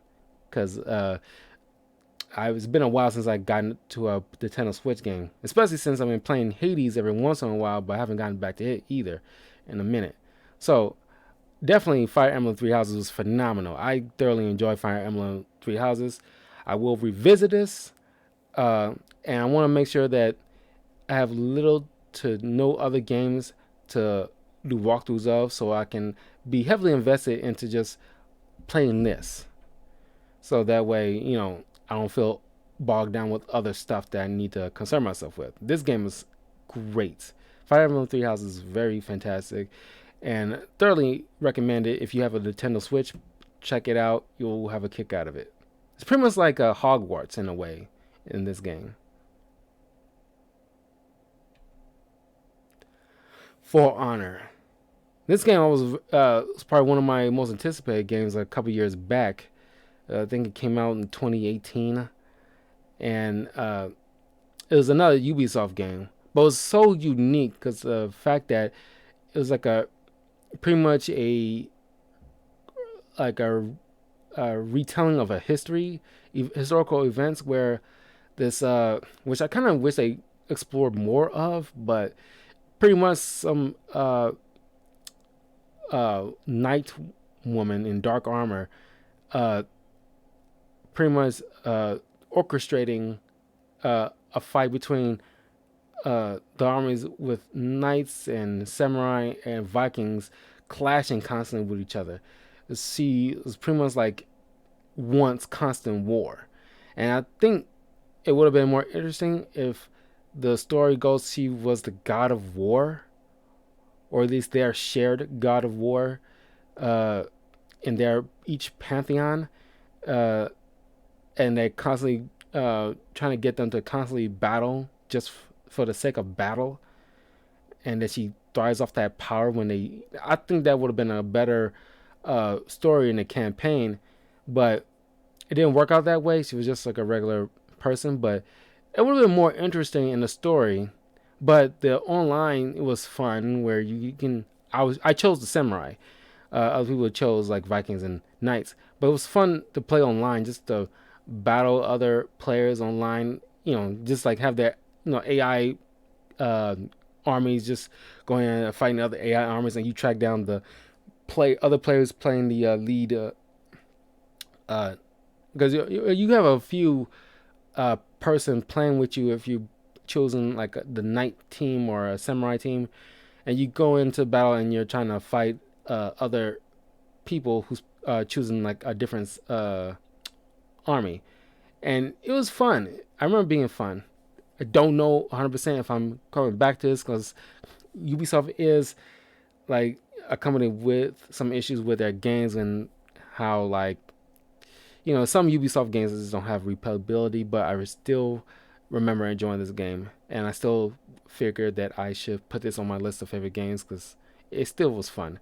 And just it did, after a year or two, start to like include other types of different warriors from the samurai culture, Japanese culture, and the different types of Vikings and different types of knights, to choose from, but it's still fun. The Gears of War franchise. Now, this game is a hell of a lot of fun. I did go through Gears of War, was it 4? 3, 4. What's it, Gears of War? I'm pretty sure it was Gears of War 5. Let me check and see, because I know, because with his son was the lead character. Uh,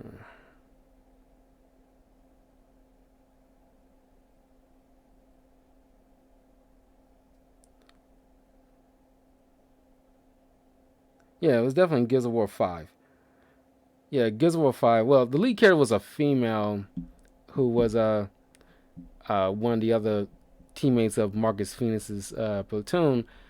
Her daughter was like the lead character in it, but uh, Marcus Phoenix's son wasn't the lead, but he was there, and I thoroughly enjoyed playing him more so than the lady, but I still enjoyed all the characters regardless. Uh, I didn't care for Gears of War 5's ending all that much, but it was still enjoyable coming back into the franchise. But I gotta say, Gears of War 3 was a whole lot more fun. It's probably my favorite one out of the entire franchise. But the online play was great. I think this was the first time I played online with anything was in Gears of War 3. Because I usually, prior to that, I refrained from playing online. I didn't feel comfortable doing it for some reason. I just didn't care. But I thought I'd give it a shot and started with Gears of War 3 when I started playing online with others. Uh, but anyway, the entire franchise, they did many comics on this, and I'm pretty sure there's graphic novels about the Gears of War history and like what's going on. It's a great world to read about, learn about, and play this game because this is a whole lot of fun. Marcus Phoenix is a great video game icon. He established himself as like one of the greatest video game icons after, I gotta say, maybe after Gears of War 2, he pretty much was solidified as a video game icon. And the uh, chainsaw guns, probably one of the most iconic video game weapons to the day. And it's so much fun. And I'm pretty sure you guys have like a favorite Gears of War game. Please let me know. But Gears of War 3 is probably my favorite one. But I'm looking forward to Gears of War 6, how that turns out. I'm pretty sure they eventually will start working on it. It'll be weird, not weird, but I'm pretty sure it'll be interesting to figure out how they, given what the ending, because it's like a choose a path kind of ending at the end of the Gears of War 5, and I'm kind of interested in how what would they do with the sequel and how they build off of that. But yeah, you like Gears of War 1? Yeah, I mean a lot of people like Gears of War 1, but it's like I don't know. It's just Gears of War 3 is kind of like really like that was a they really hit their stride with that, and it was like a great. If they wanted to, they can. It could have made that a good wrap up ending to the entire franchise, but of course they made. I'm pretty sure it was Gears of War 4, but it was like a prequel with one of his teammates as the lead. It didn't do so well, but Gears of War 5, it was alright. I still enjoyed it. And it's on my Gears of War 5 is on my YouTube channel. You can check out the Gears of War 5. Judgment. What that was the name of it. Judgment wasn't that good, to be honest. Not a lot of people like Judgment, but I have the complete walkthrough of Gears of War 5 on my channel.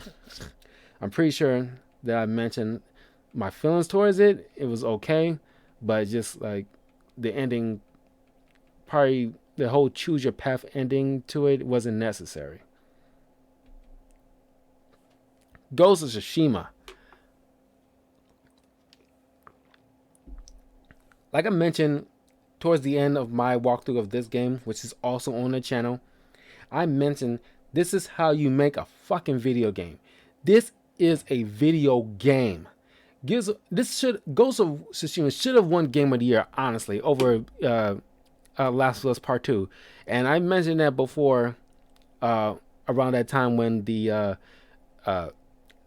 won the award show last December, that through all the issues, I mean, like, maybe it's not issues to the people and like closely, too hard, too close to the game, or maybe because other people has their opinions. Some people still like The Last of Us Part Two, but I would think that a great game is where you don't have controversy. And some people are saying like the more controversy, the more is good. Is it?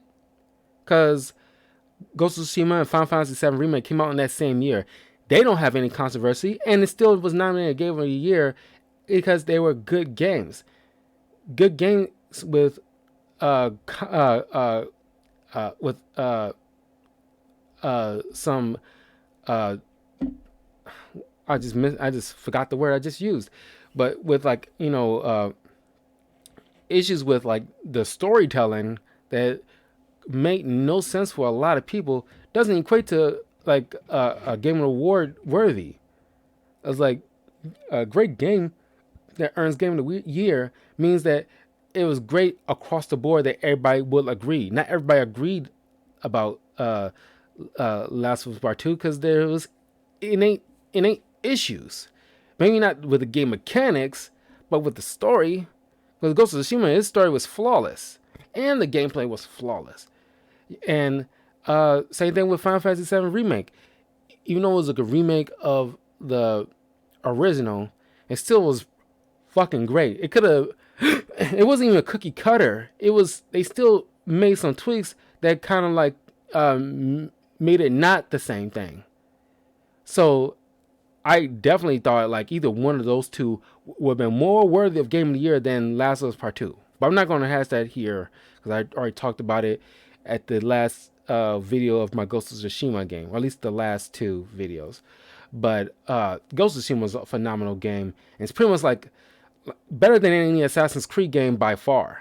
It's like it kind of took what Assassin's Creed did and he multiplied it, the best parts of those by 3, and you got Ghost of Tsushima. I did not think I knew I was going to enjoy it, but I didn't think I was going to enjoy it so much where it's like easily, like thoroughly enjoyed it. I love the main character and the people he interacts with. Even like the NPCs, they didn't look, because like NPCs when they're not the main character, people kind of like half-assed their appearance, but they don't skimp on even their appearance. So it marks of a great game wherein like they put their blood, sweat, and tears so much you can tell by playing it.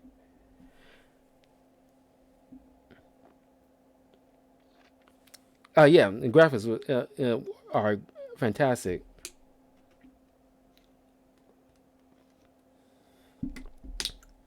But yeah, Ghost of Tsushima is a phenomenal game. If you haven't played it, do yourself a favor and play this game. You'll know exactly what I'm talking about. Especially if you love samurai culture and like, at least the Japanese culture as well. Because, and then you get the choice to, and I love games where you can choose whether or not you can have Japanese sub or English dub. And you get to choose to have it black and white like Kurosawa movies. And like, to implant that in a game where they didn't really have to is a nice touch. It means they love this kind of stuff so much that they put in like a Kurosawa mode into it. I mean, how cool is that? So yeah, like this is like an amazing game, and I hope they make a sequel to this. 007 GoldenEye. You talking about classic games, man. I remember like playing with my brother and cousins when we was kids, and I'm sitting there like, uh, we're playing like good fashion Bond games, and this is like, I kind of wish they make another Bond game, but you can't catch lightning in a bottle, I guess, because this is like a precursor to the military games that we have now. And it's like this game. You know how many hours people have sunk into a game like this back in the day? Because I always chose James Bond, but like the the weapons he used and just the sheer fun of it is just like wow. And GoldenEye is easily one of my favorite James Bond movies, but the game is just phenomenal and just enhances the greatness of the movie, to my opinion. As a matter of fact, I remember because I was playing the campaign of this game back in the day, and like one of those, the scene in GoldenEye when they try to get off that train that was about to explode. They implement that in the game, and I could not figure out how to get out of that doggone thing until I rewatched the movie, and then I saw that scene, and it dawned on me, and then I went back and thinking, "Oh my god, you mean to tell me there was like a little compartment?" Then I went back and found it, and I was like, but I enjoy that game. But yeah, this is like an awesome game. Probably one of the best video games of all time, honestly. But it's definitely one of my personal favorites, and it's amazing. So definitely, I mean, yeah, I'm pretty sure. I wish they can do some kind of a remastered version and bring it into like the Xbox and PlayStation, so people can replay this awesome game again. But it's phenomenal. I love the GoldenEye game. Green Lantern Rise of the Manhunters. I played the walkthrough of this game on my channel. I was shocked how fun I had playing this. The movie sucked. It sucks so much dick, but the game, however, is the exact opposite. It's kind of like with X-Men Origins Wolverine movie. The game is a whole lot better than the actual movie, which is weird. Uh, but the game is so much fun. The energy constructs that you use is like phenomenal. Making mechs and Gatling guns and hammers and jets and throwing them at people. It was so much fun, and it's a shame that the movie uh, turned out bad. Uh, but this is a game I thoroughly enjoy. I purchased it online and had it sent to me, and then thought I'd give it a playthrough, and was shocked how well I enjoyed it. I was on the fence about it for at least a week before I ended up deciding to purchase it, but it's actually pretty dang fun. So definitely worth it. And if you have kids, it's like one of those kind of games they definitely will have a kick out of, and just you can definitely play this on. If you still have an Xbox 360, you can definitely still play it. I don't think you can buy it on the Xbox store. It's not one of those backwards compatible games, because you know it's just like one of those games that people don't think is worth being put on the list of those backwards compatible games for the current system or recent current system. Hades the game. Now I mentioned before about how I don't like those kind of Dark Souls type of games when like you lose all your abilities as soon as you die. This is the exception that proves the the exception that proves the rule. At least that's how you say it. Uh, but I enjoy Hades the game. Of course, it's like a game where you try to escape hell or Hades. Play Zagreus, son of Hades, and you try to go through these different dungeon levels to climb your way out of hell. Every time you lose, you gotta start way from the beginning and work your way back and try to get past the last level. Of course, you uh, acquire stuff, but is I guess this kind of games is like it's all about the journey rather than the destination kind of thing. Usually, I hate games like that, but this is kind of like a unique game that kind of like I don't even care. I enjoyed it. I really, really enjoyed it. And it's kind of like one of those games like Uno or Tetris that I play on my channel once in a while. That's worth like at least 40 minutes of my time playing. Just to play in and every once in a while just to kick it, just relax and just have mindless fun. And I thoroughly enjoyed it. It's great. And like, you know, uh, it was nominated for Game of the Year. It was that great of an indie game. And I don't think I ever enjoyed an indie game before. I don't even think I recall the last indie game I ever played. But Hades was definitely easily is the only one I can think of, and I thoroughly enjoyed it. And I wouldn't have been mad if it won Game of the Year. It was that enjoyable. So yeah, it's definitely worth the play. Uh, if you got like, because you can, it's on Steam, but I was so glad I found out it was on the Nintendo Switch. I bought it immediately. Immediately, it's very cheap. You can easily purchase it, play on the Nintendo Switch, and try it out for yourself. You'll just have just some cool, mindless fun. The voice acting is great. Like the art is phenomenal. Uh, uh, it seems simple, but it looks so good. And it's weird how indie games usually do better than those franchise kind of games or those big name games. You know, it's very weird. Maybe it's like when you get big for your britches, eventually you lose track of your original starting point when you were just an indie game, and then now you're just like one of those big AAA games. And I just wish I forgot the company that make Hades. It's one of those new studios. Uh, Shoot, the studio's on the tip of my tongue.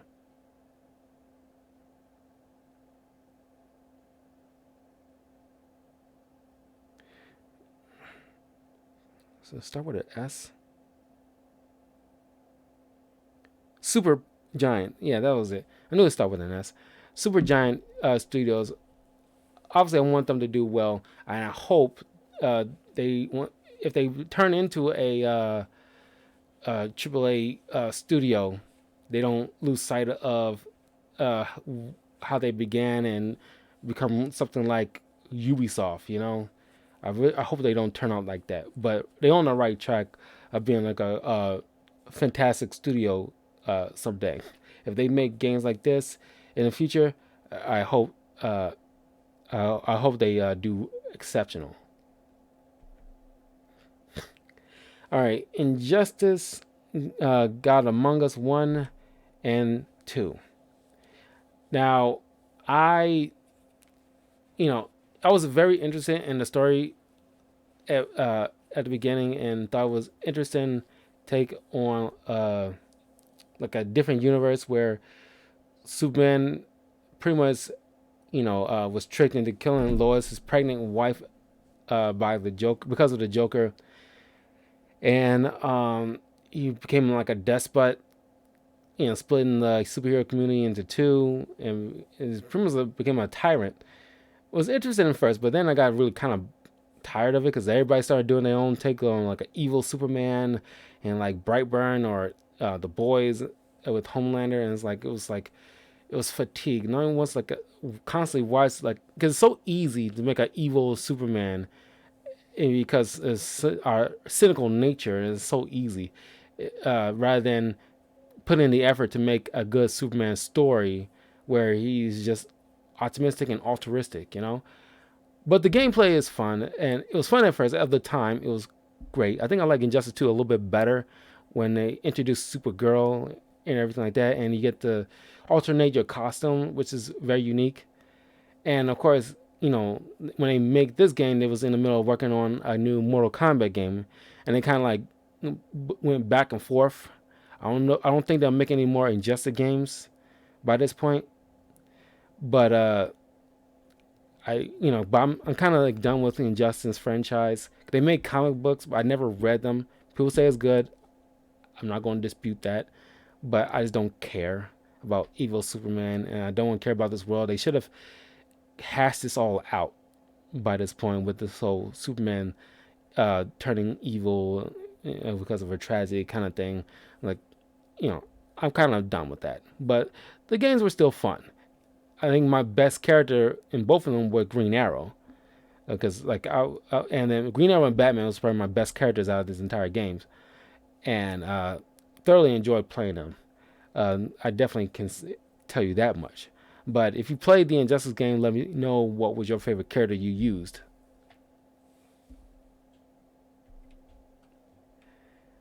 Iron Man the game. I did a walkthrough of this late last year, so you can on my YouTube channel. But I remember playing the heck out of this game after the first Iron Man movie came out, and they made this game. It was fun. I still enjoyed it again. I replayed it after so many years. It's still fun. It has fun moments despite it's kind of dated, but still like just utilizing different armors and you putting money into that you acquire into upgrades to certain excuse me uh weapons and armor pieces for different suits. I love using like the Hulkbuster armor and Silver Centurion. It's so much fun. It's a, uh, it's a relatively short game, but thoroughly enjoyable. If you ever remember playing this game, it's probably one of the few games based off a movie that did relatively well.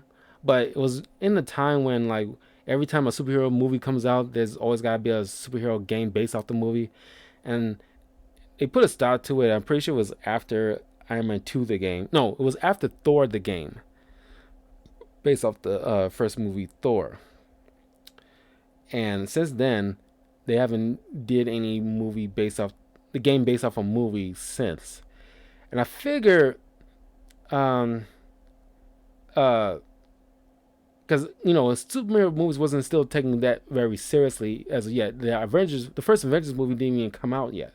We didn't know what we was gonna get in the future when that first Iron Man game came out. We didn't know what we was gonna get, and I figured by now, I think studios, well, you would think, because after the Avengers video game, you would think when they was making it, they would uh, they have the forethought. They didn't. It wasn't based off the Avengers first Avengers movie. They did a little different twist to it with a Kamala Khan. But if they doing like a game based off a particular superhero movie, they should put in some care into it and take it seriously to make it good. I figure by this point, studios should learn their lesson after all these years and like put some effort into it, rather than half-assing it. But maybe they kind of backed off, and if they do superhero games, they going to do their own little twist to it rather than try to do a cookie cutter based off the actual movie. But it'll be interesting to have like a Black Panther game or a Green Arrow video game. That would be interesting. But I'm pretty sure after uh, Marvel's Avengers game, they should make a Kamala Khan Miss Marvel game. Because the voice actress, that was her first big role, in which she was like stoked for it, and like, I'm happy for her. And she is a beautiful woman too, and like she was so excited to get that role, and I would not blame her. I would kill for have a voice acting role in one of these, not only just like a big franchise game, but a Marvel game. I mean, I would love that. I would kill for that. All the voice acting work I've been trying to earn some gigs, with all the auditioning and stuff like that. To land a role like that, that'll be a dream come true, man. Jet Set Radio. Now this is like an old school, very old school game. I'm pretty sure I played this on a Dreamcast. That's how old it is. And it's just pretty much like a skateboarding, not skateboard, it was like a rollerblading game. And it's pretty much like you know tagging graffiti everywhere for your particular gang that you're. Well, Jet Set Radio is the name of a gang too in the video game, and you get to play like different members of the game, of the gang, and you get to tag certain spots and just rollerblading all around the city. It's very simple, but so much fun. I remember it being fun as hell, and yeah, I kind of wish they bring that back in some fashion because this was a game I was having like a heck of a lot of fun. It was mindless fun at that because it wasn't that complicated, but just I think the leader. I could be wrong, but I'm pretty sure the leader, the one with the locks at the top of the picture, the black guy at the top of the picture. I think, yeah, he was definitely the leader. I'm pretty sure the voice actor was Coolio. I could be wrong, but it was a fun game back in the day. I'm not sure if anybody remembers this. Another game I did on the channel, the video game JoJo's Bizarre Adventure: Eyes of Heaven. Now, I definitely enjoyed this game because in the middle of playing this game, I was watching the fourth JoJo protagonist, Josuke Kaskata, with Shining Diamond as his stand partner. And they also included other featured protagonists of the JoJo's manga that I wasn't familiar with yet.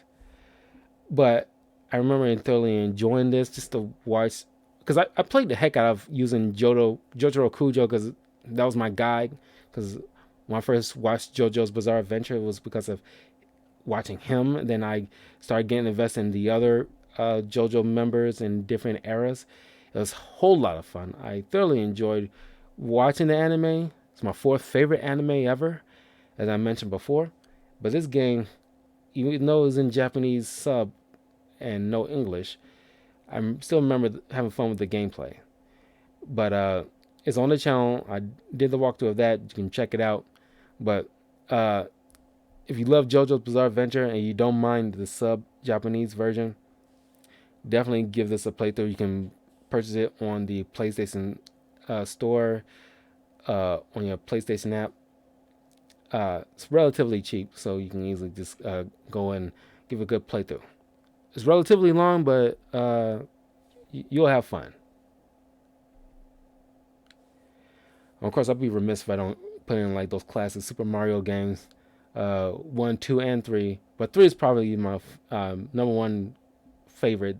I probably played more. Well, it's kind of a tie between. I think I like in Super Mario 2 more so slightly because I think I like the graphics from that more so than 3. But I still enjoy the hell out of a 3. Uh, and the levels was fantastic. I love Super Mario 2 and 3. 1 is alright, but I think they stepped it up with 2 and 3. So yeah, Super Mario is awesome. A classic, uh, worthy mascot for Nintendo, and just just an overall well deserved icon of video game history. Right up there with like Pac-Man and Sonic in terms of video game icons. Matter of fact, I think he could even rivals uh, uh, Bugs Bunny and Mickey Mouse in terms of like icons, you know.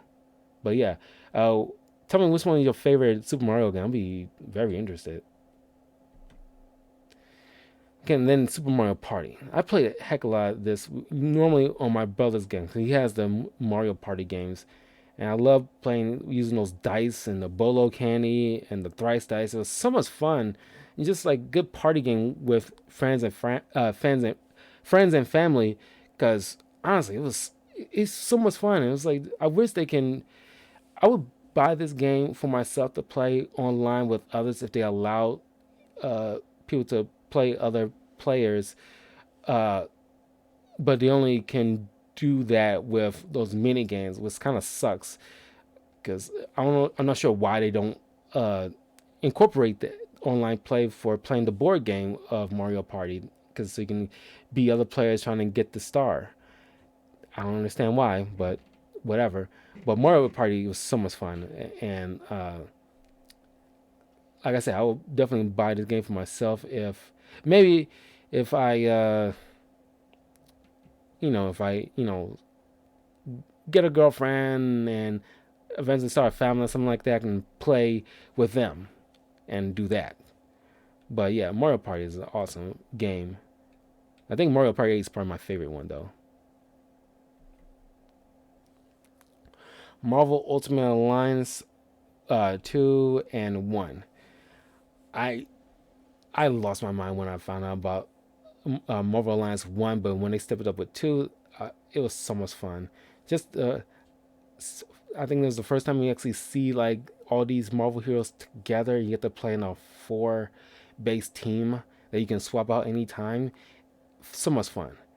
Of course, the first one is pretty much dealing with trying to stop Doctor Doom from assembling all these major bad guy players from trying to take over the world using I forgot what the overall goal was acquiring to help them achieve global takeover. But I still remember having a whole lot of fun swapping out characters. And they stepped up with 2, where they based it off of Marvel Civil War, and this is before the movie. But Ultimate Alliance 2 is on my YouTube channel. So you can watch my walkthrough of the entire game.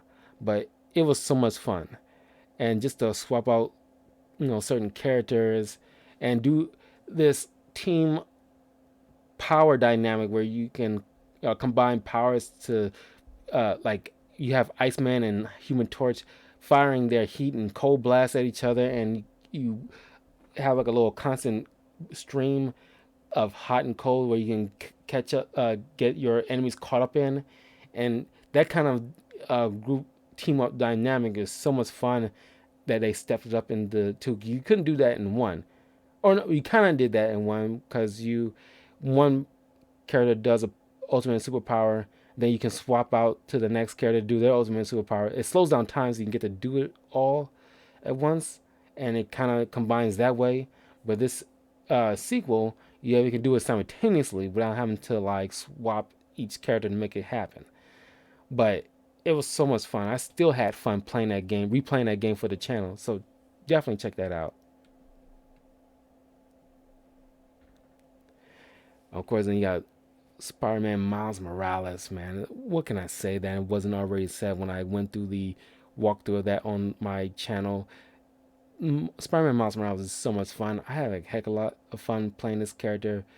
He's like I literally got like a Miles Morales mask. I purchased a Miles Morales mask after I finished playing this game because I love this character so much, and it was so much fun playing it. You get to see like if you go through my channels like a live uh, video I did like a little snippet where I was wearing the mask and it's got one of my highest views. But I had so much fun playing this game and everything involved inside. Even though it's like half the time as the original Spider-Man game, it was still fun. It didn't feel short at all. They told the story in a length of time as required, and the side mission was fun. Everything about it was great and definitely worth a purchase if you have not gotten it yet, which I doubt because by this point, who hasn't gotten Miles Morales game? And then Marvel's Avengers. Now, it was some issues with. Thank you, Daniel. But yeah, the Marvel's Avengers game. This could have been one of the greatest games, but some people say they was definitely late to the party when making this game because like this is at least a year after because it came out in like early 2020. It was like a year after uh, uh, Avengers Endgame and 2 years after uh, Infinity War and 10 years after the first Avengers game. So they could have made this game at any point in time, but and then definitely after Avengers 2 because after Avengers 2 that's when they was bringing in about the Inhumans and you got Miss Marvel who's the best character out of this entire game and she's an Inhuman, so you could easily capitalize off that way back then. What I'm not sure what happened, but then there were certain situations where you go to certain areas that you pretty much end up doing almost the exact same thing in each little mission that you go to. But then you got the the design of the characters is like it's like you couldn't get the actual actors to do their faces because you didn't want to pay them for their likeness.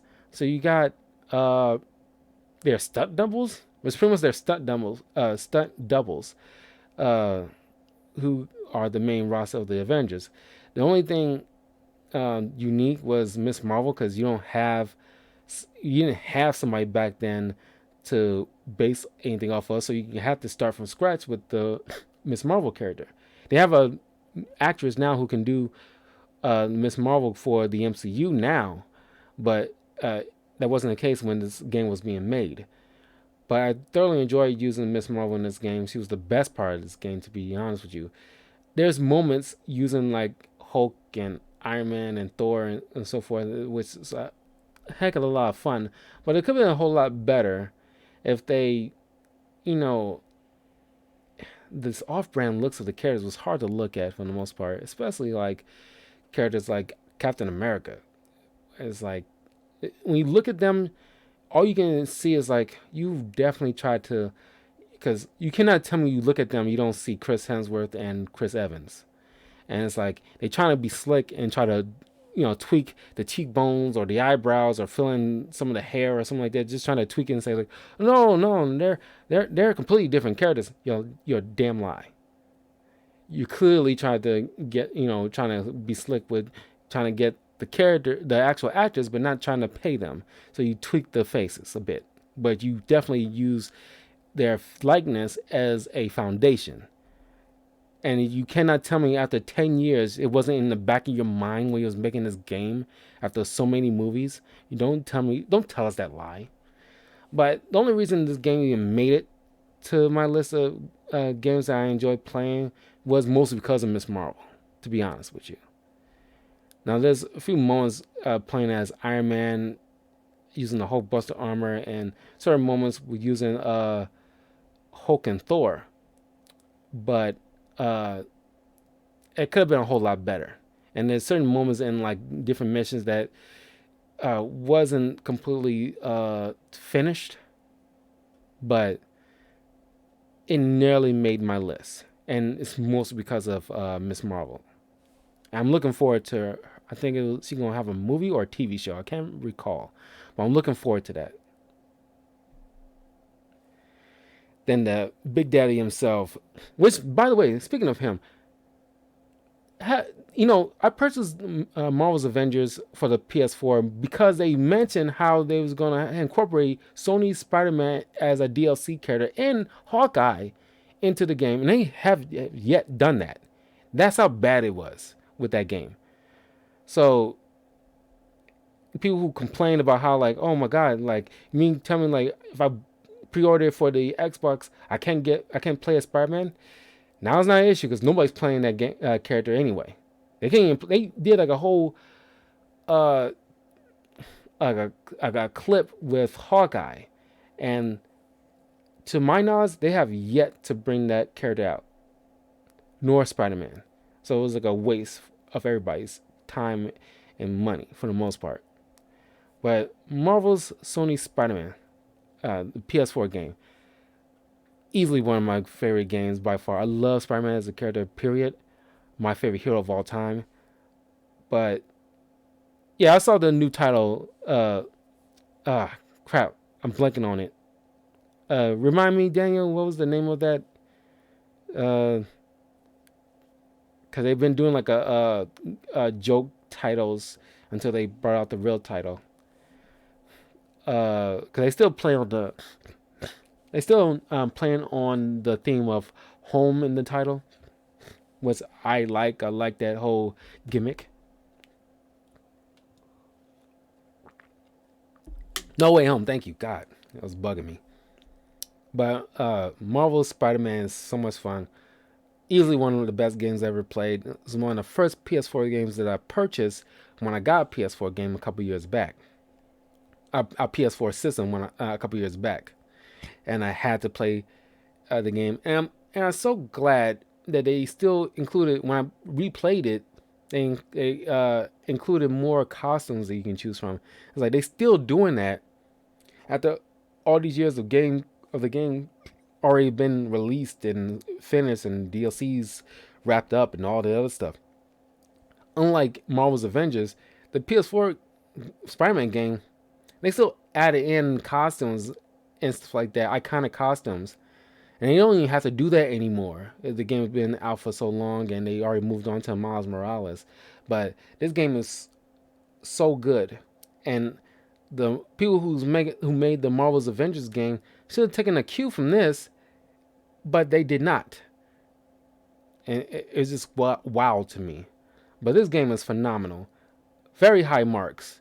And it's like, took what Arkham uh, City and Arkham Knight did and, like, took it to a whole nother level in this game.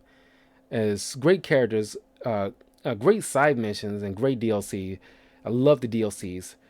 Uh, there's very few DLCs that I thoroughly enjoy, but this game and Borderlands, as off the top of my head, are like my. And then of course, uh, Batman Arkham Origins, Cold Heart is like easily one of my. Those are definitely in the realm of my favorite DLCs I played in games. But yeah, I thoroughly enjoy Marvel Spider-Man. Best game ever, best PlayStation game ever, but best game ever. Period. Maximum Carnage. I played this a little bit as a kid. My cousins had this, but I still want to include this because I thoroughly enjoyed playing this game as a kid because I love Spider-Man because I was watching so much of this '90s Spider-Man TV show, and like I knew of Carnage, and it's like okay, you get to play as Venom and Spider-Man trying to fight Carnage.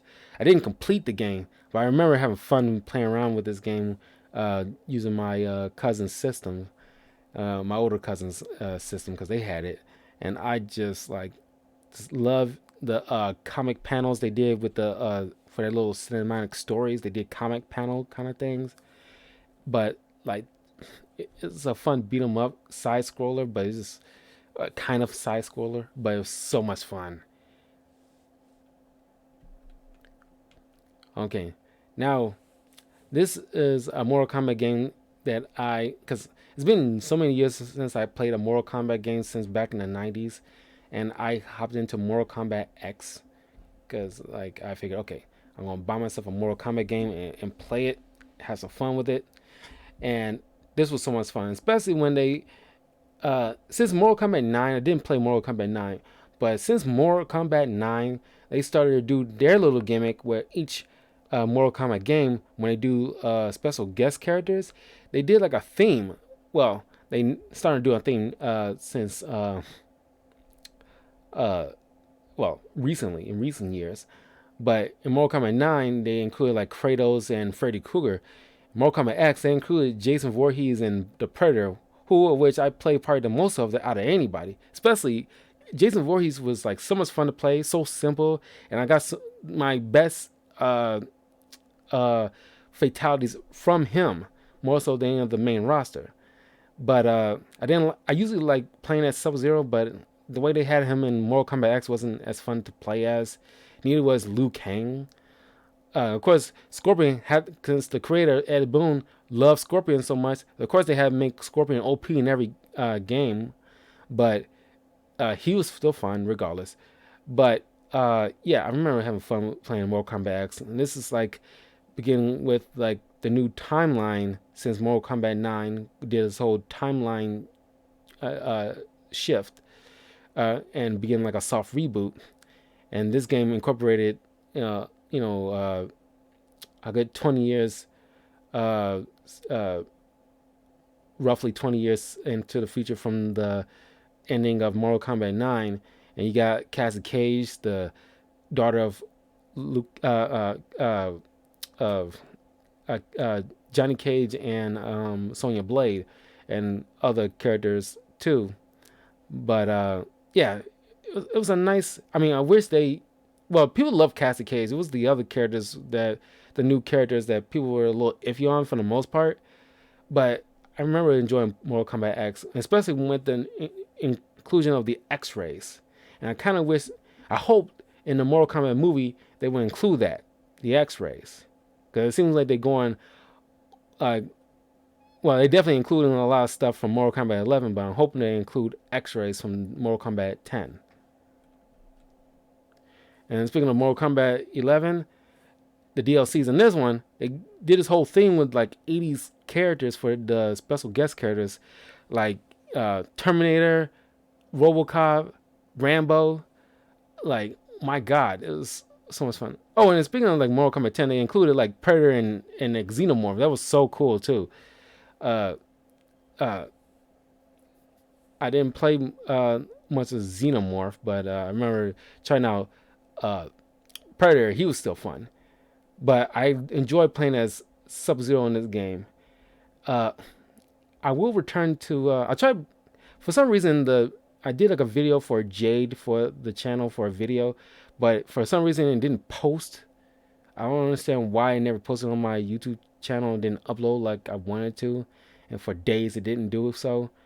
So maybe I can do uh I do another video uh playing as Jade. Hopefully that would upload properly. But I will also like because like 30 or 40 minute video I can do with this not too long. I might not do like online gameplay because like people probably still play more time in put more time into playing Mortal Kombat online more so than me. So I might get my ass whooped so much, and that I might end up like doing some cheap shots just to make a win, and that's not fun. But I will just play like the ladders and what have you for like 30 or 40 minutes with Mortal Kombat 11 just to gear myself up for the movie.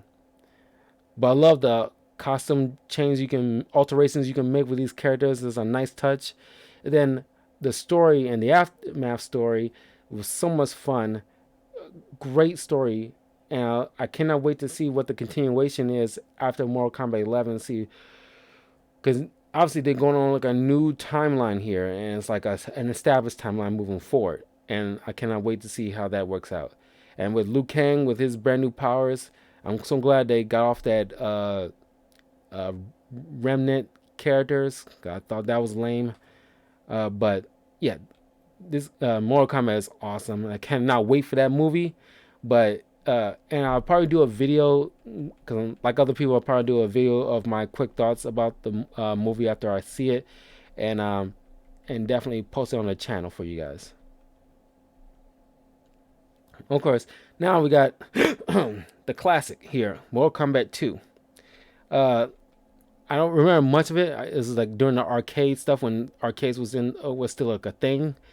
I still remember and still count it as like a fun game, even though at the time, wielding the controls of Mortal Kombat was a little more complicated than even the Street Fighter. That's why I'm more of a Street Fighter fan, more so slightly than Mortal Kombat, but I still appreciate Mortal Kombat and having fun playing the arcades with some school friends and everything like that after school.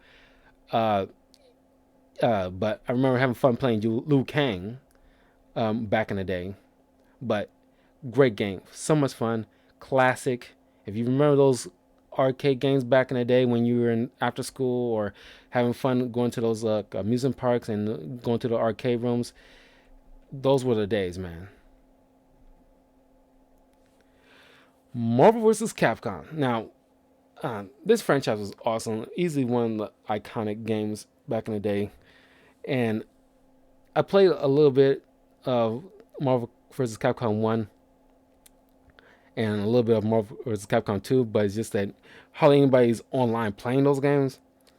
I'm pretty sure there's still people playing Marvel vs. Capcom 3, which at some point I want to get back into and hopefully try to get somebody to uh, find somebody online that's playing around with for uh,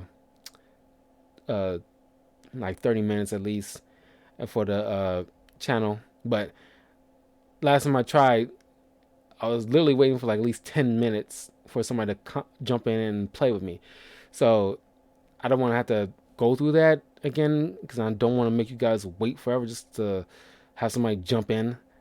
But hopefully, maybe someday. But hopefully, by the time I do eventually get back into Marvel vs. Capcom 3, uh, there will be somebody online playing. But yeah, the Marvel vs. Capcom 1 was fun. Just, short, simple. But then they build it off of Marvel vs. Capcom 2. Easily my favorite one, honestly. It's like, or at least it's, is slightly broken, but it's broken in the best way possible for people. That nobody pretty much complains about it. And it's just like awesome. And it's just like, it's just fun game. It's just like one of the best games. My cousins had this game, but when I got my Xbox 360 for the first time, it was already installed in there. Luckily, because it's like a used system, and like it was like a happy surprise for me. Now I get to play Marvel vs. Capcom 2 as much as I want, and perfect timing because it's around the time when Marvel vs. Capcom 3 was rolling around, and I'm just sitting there having fun playing these characters, even though I was losing a lot. But I was still having so much fun playing these classic characters. And of course, when I was younger, when I played a little bit of this, I wasn't familiar with half of the Capcom characters. But now, as I'm older, I'm more knowledgeable with of the Capcom cast uh, than I used to been. But it was so much fun, especially using cable. I probably use cable a lot, but it was so much fun playing this game. And of course, Ultimate Marvel vs. Capcom 3. When that first trailer came out, people lost their freaking minds. And they really stepped it up with including a lot of characters like Virgil and the Ghosts and Goblins character like Arthur and the Demon, uh, Doctor Strange, Nova, and Ghost Rider. It's, it was a fantastic game. Fun to play online with people, and it's just like, there's so many tournaments that I've seen with people playing this and doing all these crazy mix ups and happy birthdays and just knocking folks away. Just a fun watch and a fun play. So yeah, definitely one of my favorite games, and I have to put it on this list because it's so much fun. All three of them, 1 through 3, but not Infinite. I want to stress right now before like I forget. Marvel vs. Capcom Infinite and Jump Force, easily the worst video games that I ever played in my entire life. Like, I'm pretty sure there's more, but those two are definitely on top of my list as far as worst games. So as far as like not only uh, either like bad graphics, bad gameplay, or bad glitching, or just half-assedness when it comes to the creation of the game. And I literally couldn't even finish it because usually I'm a completionist when it comes to gameplay. Like I did with Cyberpunk, I still had to complete it just to see how it turns out. I couldn't even finish Jump Force or Marvel vs. Capcom Infinite. It was so horrible, and I definitely had to get my money back from those games because it was so crappy. So like, definitely don't waste your time with Marvel vs. Capcom Infinite if you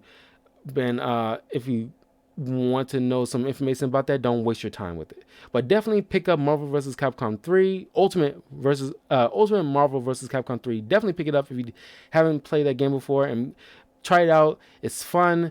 You enjoy it. Great little arcade endings and great theme song.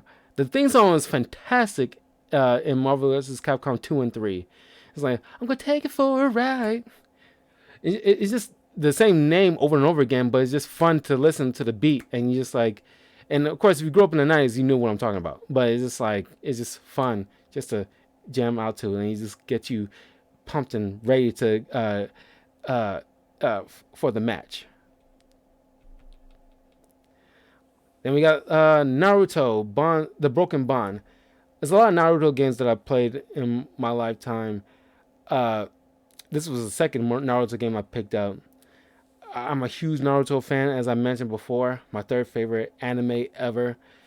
And the Broken Bond, it was like a nice little game where you get to team up with a lot of the uh, Naruto OG characters, the kids, and like, I remember having to use their abilities in like a team based, not a team based way, but you work in a team and then you go through certain areas on certain adventures, and you go through like certain traps or obstacles that you got to use like if it was like a bridge is out, you use Naruto's clones to make a bridge so the others can cross, or if there's like use Neji's uh uh eight palm rotation to block any daggers coming your way, kind of thing. Is that kind of cool twist, cool new addition to the game, that this game was so much fun.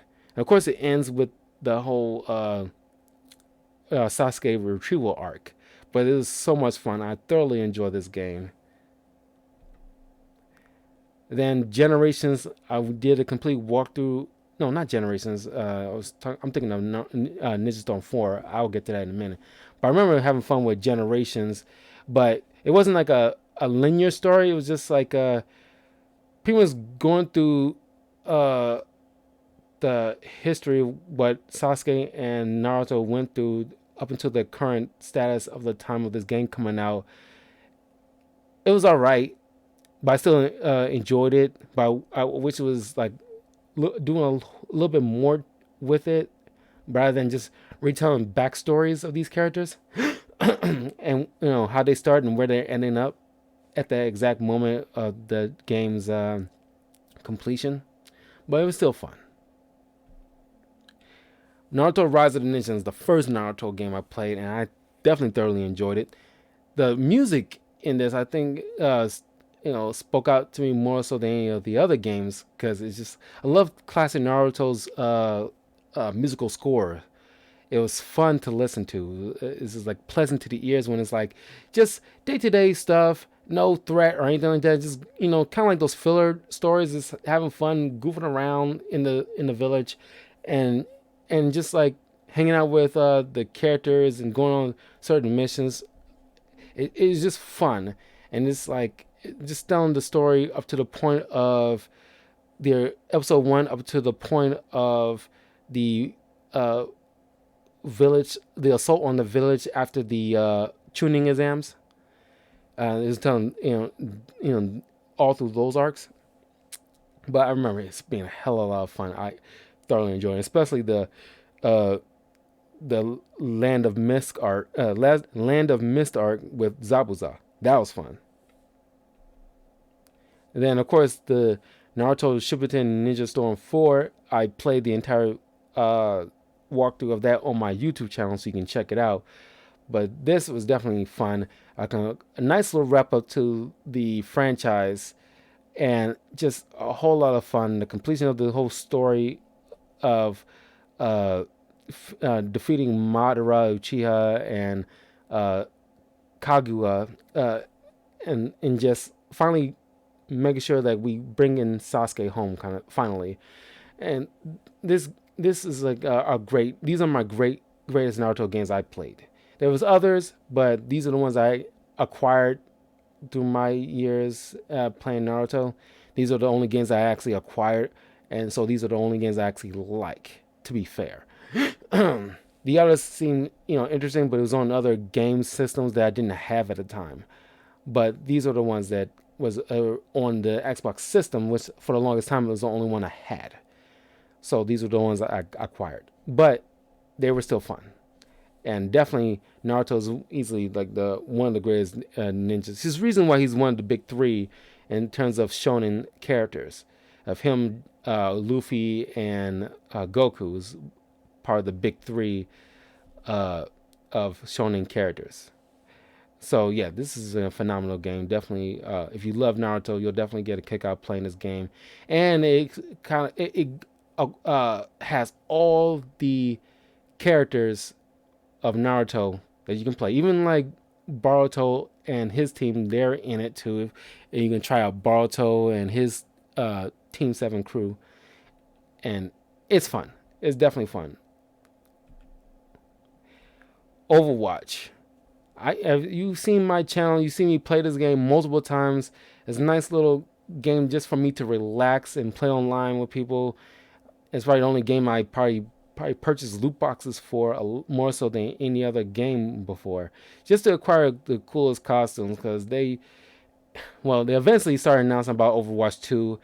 They just didn't tell us when they're gonna bring Overwatch 2 out, but they did mention that the new stuff they are putting into Overwatch 2. So I'm looking forward to that. But Overwatch is definitely one of the greatest game I played. I slept on it a year after it came out until eventually I tried out the demo just to see what was the hubbub about. Man, I fell in love with that game. I purchased it immediately, and just like to this day, I play it almost every day, like almost every other day. That's why it's like I have 136 videos of Overwatch on my channel because I played it that many times since I started my YouTube channel back in fall of 2019. That's a long time playing that game because I love playing that game and I want to post it so you guys can see me play. But it's fun playing online. I have my ups and downs with like my wins and losses, but I still thoroughly enjoy this game.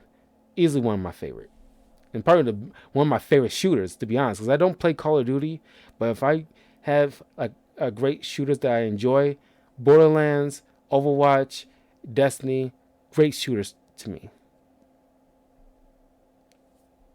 Of course, you gotta go old school. Pac-Man. Pac-Man is still fun. Like one of those arcade games back in the day.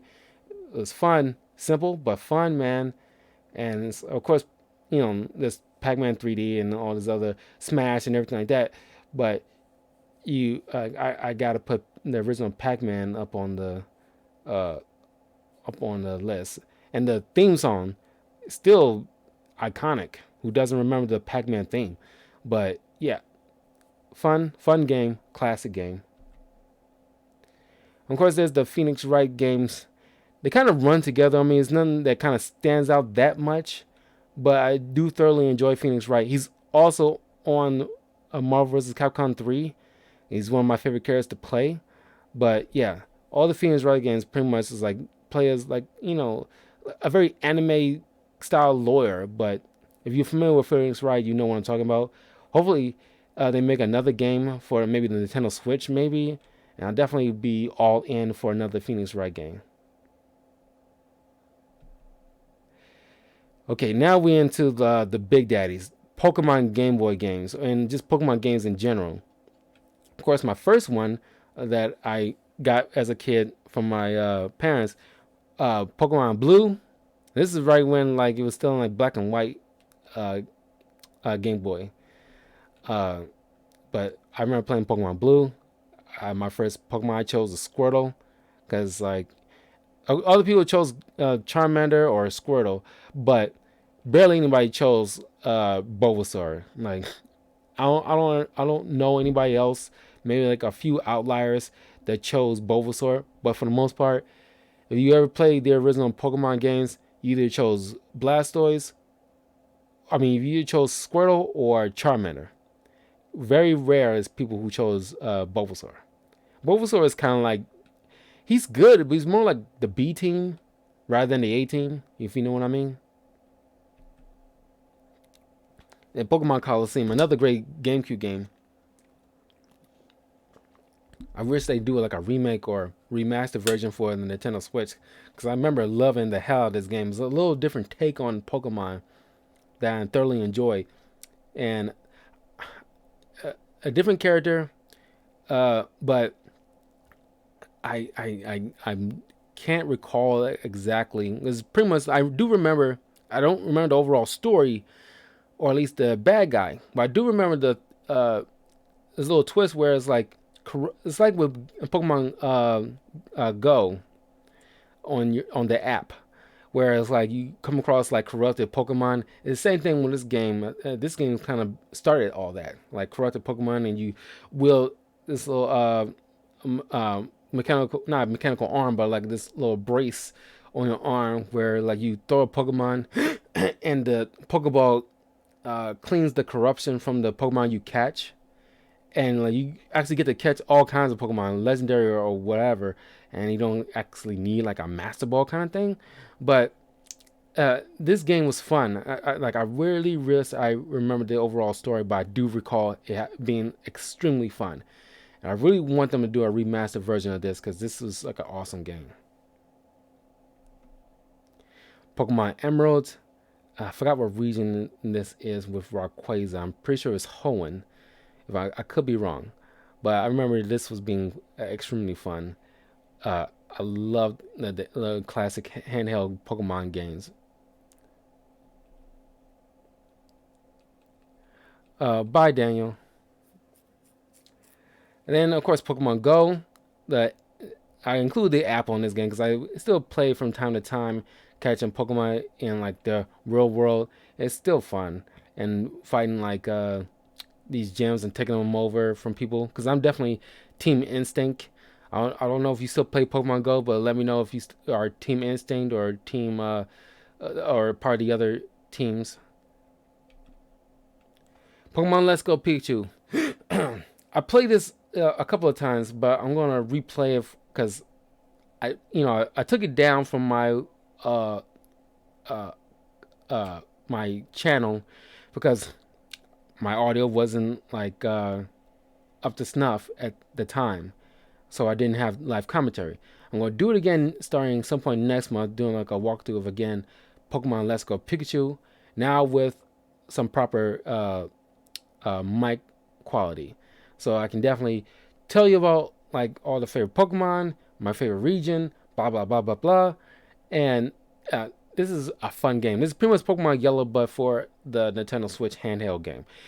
And I kind of wish they do more of this, like remake a lot of like the classic Pokemon games I love as a kid. Pokemon Sapphire, that was fun. Thoroughly enjoyed that one. Pokemon Silver. This is the first time they actually did Game Boy Color. They blew our minds to actually see like all your you go through Johto. The Johto region is my favorite. I'm just going to tell you this right now. But this is the first time you actually get to see, like, if you choose gold or silver. I chose silver. My little brother chose gold at the time. Uh, you actually get to play with color, and you get this, and it's like very revamped. It blew our minds at the time. It doesn't seem like a big deal to most people today, but at the time it was a huge game changer. But I remember enjoying thoroughly not only just like Pokemon Silver, but just enjoying the whole Johto region and the Johto League in general. That's probably my favorite region. Pokemon Stadium, that is definitely worth remaking and putting out for the Nintendo Switch. Can you imagine like having a Pokemon Stadium again? I mean, it's like, and the mini games was so much fun. I really want them to bring this back so badly because this game was a hell of a lot of fun. This is like one of my favorite Nintendo. I'm gonna tell you right now, I wanted this for Christmas, and my stepmother got it for me. My parents got it for me in general, not just my stepmother, but my stepmother handed me this present, and I opened up. A little ashamed to say that I just kind of squealed like a girl for some reason. I don't know why. This is like my immediate reaction when I got it, and it's like I jumped for joy as a kid because I was happy to have this game, and I played it so much. Sunk so much hours into this game. It was I loved Pokemon Stadium, and then Pokemon Stadium 2, same thing. Loved the hell out of it. Great, in the whole Gold and Silver era, Johto League, so much fun. Great mini games, just fun all around. I really want them to bring something like this back. Pokemon trading card on game online. I played it every once in a while when I'm just like having downtime personally myself. Not something I play for the stream. It was just something I just do by myself when I just want to chill out. But I do thoroughly love playing the card game. I still collect the Pokemon cards. And speaking of the card game, I played the Pokemon trading card game for the Game Boy Color, and that really got me into learning how to play the Pokemon trading card game, the right way. And it was fun. And this is back when like they started to, I mean, it's right around the time when the second year when the card, at least the first or second year when the card game was really starting to be popularized, and these are like, and of course, like the Pokemon games, card game, like kind of got better over the years. So the original card game set isn't as good as the cards that we have now, because it feels like, just like with Yu-Gi-Oh, every generation, or not generation, but every year when a new card set of cards come out, they're usually definitely better than the previous 2 or 3 years of cards that came out in the past. But if you still play the Pokemon card game, let me know which one, like which type is your favorite. Like, you like the grass type or electric type or dragons? Pokemon X, definitely played this. Probably the last 3DS game I ever played. I still have the game, but no, I think I gave that away. But it was the last Game Boy game I played of Pokemon. Period. But matter of fact, yeah, not only just the last Pokemon handheld game I played, but the last handheld game I played. Period. Because this is around the time when the handheld games are starting to like die out, man. Which is kind of sad, but it's amazing it lasted as long as they did. But then again, with the Nintendo Switch, I guess you technically still have the handheld stuff, but it's not the same thing. It's just kind of like the modernized version. Pokemon Yellow, definitely fun version. And you get to actually, first time you get to not only have Pikachu, but this is the first time we realize that you can actually play with all Bulbasaur, Squirtle, and Charmander, and then allow them to evolve and stuff. And you got like a awesome team. You actually get to be Ash Ketchum, and you got like a whole awesome team to work with. It's like you feel like you can dominate almost anybody with these four, and then you can just put in like any other Pokemon that you so wish to fill in the back row. But you definitely wanted like Charizard, Venusaur, Blastoise, and Pikachu as your mains. You, at least personally, that's how I wanted to be, and that's how I did it with Pokemon Let's Go Pikachu, because it's pretty much like an updated Pokemon Yellow. Power Rangers Battle for the Grid. I might come back to this game, but I do remember having fun playing this game. I played a little bit on my YouTube channel, but it's a fun fighting game. It's relatively simple, but it's so much fun, and like I definitely want to get back into this game. I just need to find like the time to do so. But if you love the Power Rangers, grew up on the Power Rangers, you will definitely love this. I kind of wish they kind of like added more Power Rangers characters, because they only have like a small roster, relatively small roster. But I figured it should have done well enough to warrant like further additions to the roster, because they got the last extra character they included was like Lord Zed, which is fine, but I want to see like Rita Repulsa or at least other like Power Ranger generation characters and villains included into the roster. Just kind of like with Dragon Ball Z Fighters, we got like so many characters from through the course of the history of Dragon Ball Z. I kind of want them to do the same thing with Power Rangers Battle for the Grid, but I still thoroughly enjoy this. I think using Green Ranger and the original Red Ranger is probably my favorite characters to use. Of course, you got Power Stone. This is another classic Dreamcast game that I enjoy playing. It's just like a not dungeon crawler, but it's like kind of like a beat 'em up game, but in like a particular level, or at least stage in a way. I remember having fun. I can't remember the full mechanics of it because it's been so long, but I do thoroughly remember. I do remember thoroughly enjoying this. So I still include it because I still have it in my memory of playing this. So I definitely wanted to include it. So if you remember Power Stone and you still play Power Stone, please let me know how well do you enjoy it. Who's your favorite character? Because I definitely remember enjoying it. Resident Evil 4. You talking about game changer video games? Definitely Resident Evil 4 broke the mold, and I'm pretty sure they working on like a Resident Evil 4 remake, which I'm probably all for. So like I can't wait for that. I didn't play any other Resident Evil games after 6, and 6. I want to mention that 6 is not on the list. The only good thing about Resident Evil 6 was Leon Kennedy campaign, because Leon Kennedy was probably like the fan favorite after Resident Evil 4, and it's like they put more energy into him more so than any other characters like Chris or the new character, the son of Albo Wesker. I forgot his doggone name, but like the son of Wesker. Uh, what's what's his dang name? Like,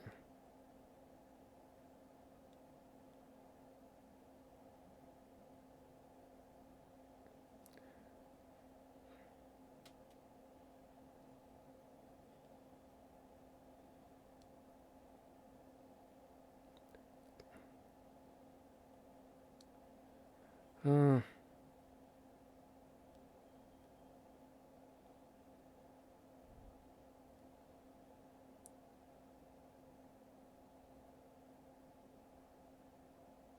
Jake Mueller.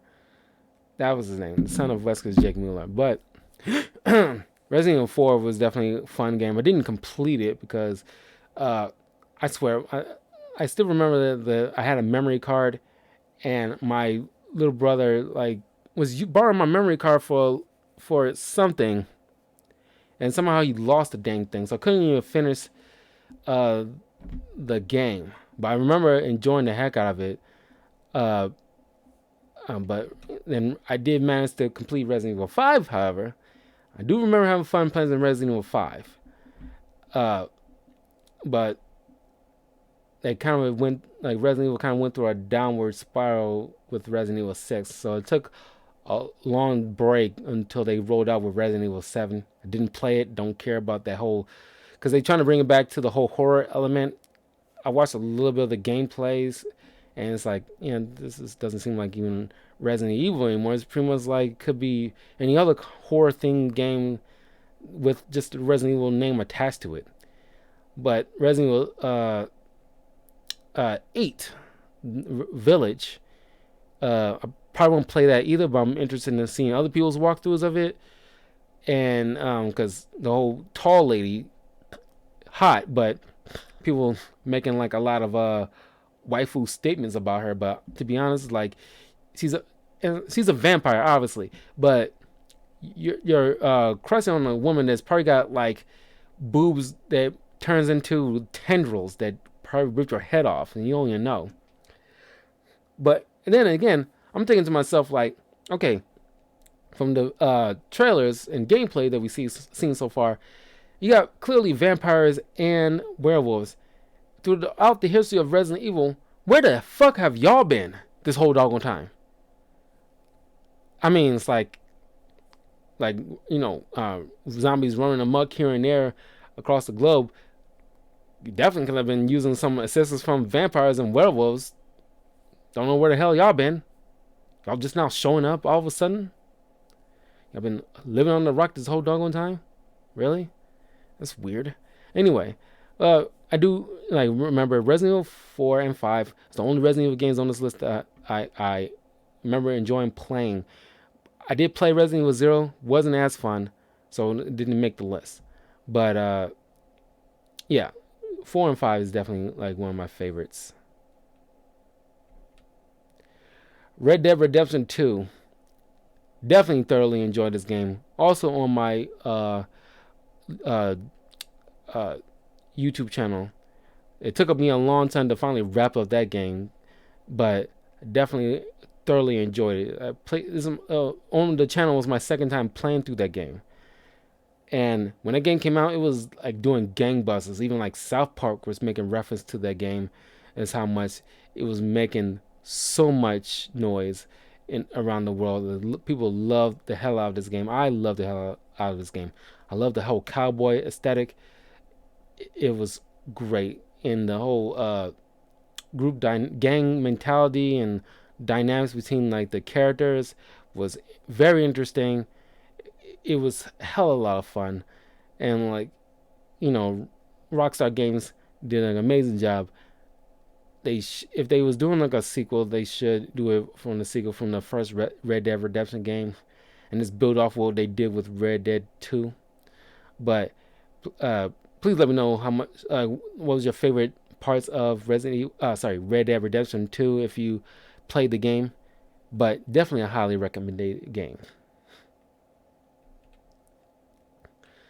Now, this is Rugrats the game. I played this as a little kid.